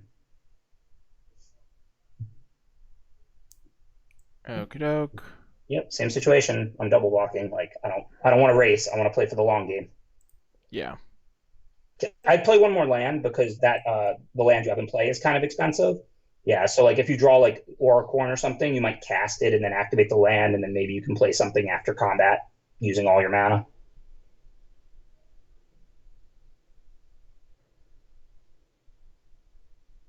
Still double blocking. Yeah, still double blocking. Fine trade, not great, not horrible. Draw Pacifism, Capture Sphere, or Sharknado. Don't draw lands. Or Oricon. Just draw like anything. We have 5, 10, 11, 12, 13. So we have 3 lands left in the graveyard, in the deck. Yeah, we have a lot of good draws. Hopefully we'll hit one. Volpikey, not really one of them. No, that's not one of them. Do you play it or do you hold it? I'm not even sure. Hold on. Because if you draw the 1/3 mutate, then you can get a mutate by holding it. And if you draw a 3-power creature, you can put it on it to get to a 4. Yeah, I guess we're not. I'm not sure whether you play it or hold it. I'm not saying you definitely hold it. I mean, there's reasons to play it too. Like if you draw a Reconnaissance Mission, playing it's a little better. A card has cycling, so you can always cycle the mission. No, I'm not really sure whether it's better to play it or hold it here. I think it's probably better to hold it. I mean, yeah, I think I like holding it just so you can, if you draw the 1/3 mutated enabler, or if you draw like a 3/3 and you can get it to the point where you can draw a card and be big enough to block the wolf bear. So I think I like holding it, but it's close because if you draw removal, you are hitting them for 2 a turn. They are at 9. That's not a forever clock. I think it's a close choice whether you hold it or play it in that spot. Booyah. I think we play Auracorn, mutate onto it. Well, yeah, all you're trying to do is whatever. You're going to put those 2 creatures together, so it's just whichever's cheaper. Oh, yeah, Volpikey's cheaper. It's going to be 8 either way. Yeah, it's 8 either way. It doesn't matter. I think we play... It doesn't really matter. No, I don't think it matters. If they have removal, we lose. If they don't, then we're fine, and it's 8 either way. I think this way makes it so that if they have a... Yeah, we're going to die either way. Let's just play it. Now I'm regretting not playing the Volpikey. Immediately, yeah. But like I said, there were reasons to play it, reasons not to. That's why I thought it was close. I wasn't even sure it was better.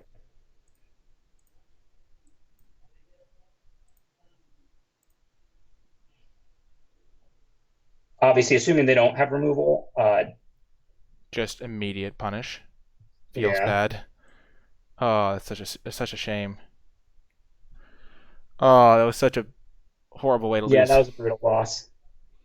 Oh, we just needed like one Pacifism. Well, yeah, we would have been pretty bad anyway, right? Because the Volpikey doesn't stop either of their creatures. No, but we would be like if they hadn't had a removal spell in their hand, like if they had nothing. No, but I'm saying if we played the Volpikey the turn before, then we play the mutate, we get our 4 life. They still Blade Banish it and just kill us right now. We're just at 7. Yeah. We're still dead, yeah. Because last turn the Volpikey could have only chump blocked the 4/4. We wouldn't want to do that. So yeah, it didn't cost us. We were dead. We were dead to the Blade Banish either way. Well, if we played the Volpikey, we could have, when the thing came into play, drawn an extra card. Right. We'd have 1 card and a few mana to work with. We'd have to tap 4 and 4. We'd have 3 left to work with. Yeah. But yeah, unfortunate. I mean, obviously we super flooded. I mean, it is what it is. Yeah. Like, we were a massive favorite in that game, and then there's 3 lands left in our deck, and yeah, it definitely happens. It happens to the best of us and the worst of us. All in all, 5-3 is a good record. Like that's it would be nice to get the 7 wins or to do even better, but almost all 3 games we lost, I think we had like serious mana problems with our 2-color 16 land deck. Yeah, I think the first game also they had that like absurd Parcel Beast combo going, and then they played Nissa, so like we lost to some it wasn't like we like misplayed horribly to lose. So I think that was a pretty good run overall, and we did win some really close ones on the flip side. Yeah, Like, your prophecy line made that whole run worth it all by itself. thank you. That was such a sick moment when he just 4 mana, boom. Oh man. Anyway, where can people find you, Ben, if they want to find more of your content? Oh, thanks. I'm a BenS_MTG on YouTube, on Twitch, and on Twitter. I stream on Twitch live like Tuesday, Wednesday, and Thursday nights from like 3 p.m. Eastern till whenever I sign off. Always drafts, like pretty much always limited, pretty much always drafts. And we put up all those streams on YouTube along with some original draft videos like this, some other tidbits of content. And I tweet a lot about everything. So if you like hot takes, arguments, just like talking, check me out on Twitter as well. But it's a BenS_MTG everywhere. Yeah, I highly recommend Ben's content. He is one of the best. He's great at explaining things, as you saw in this video, and he is definitely worth checking out on all of those platforms. Also, you do coaching, and where can people find you if they want to contact you about coaching?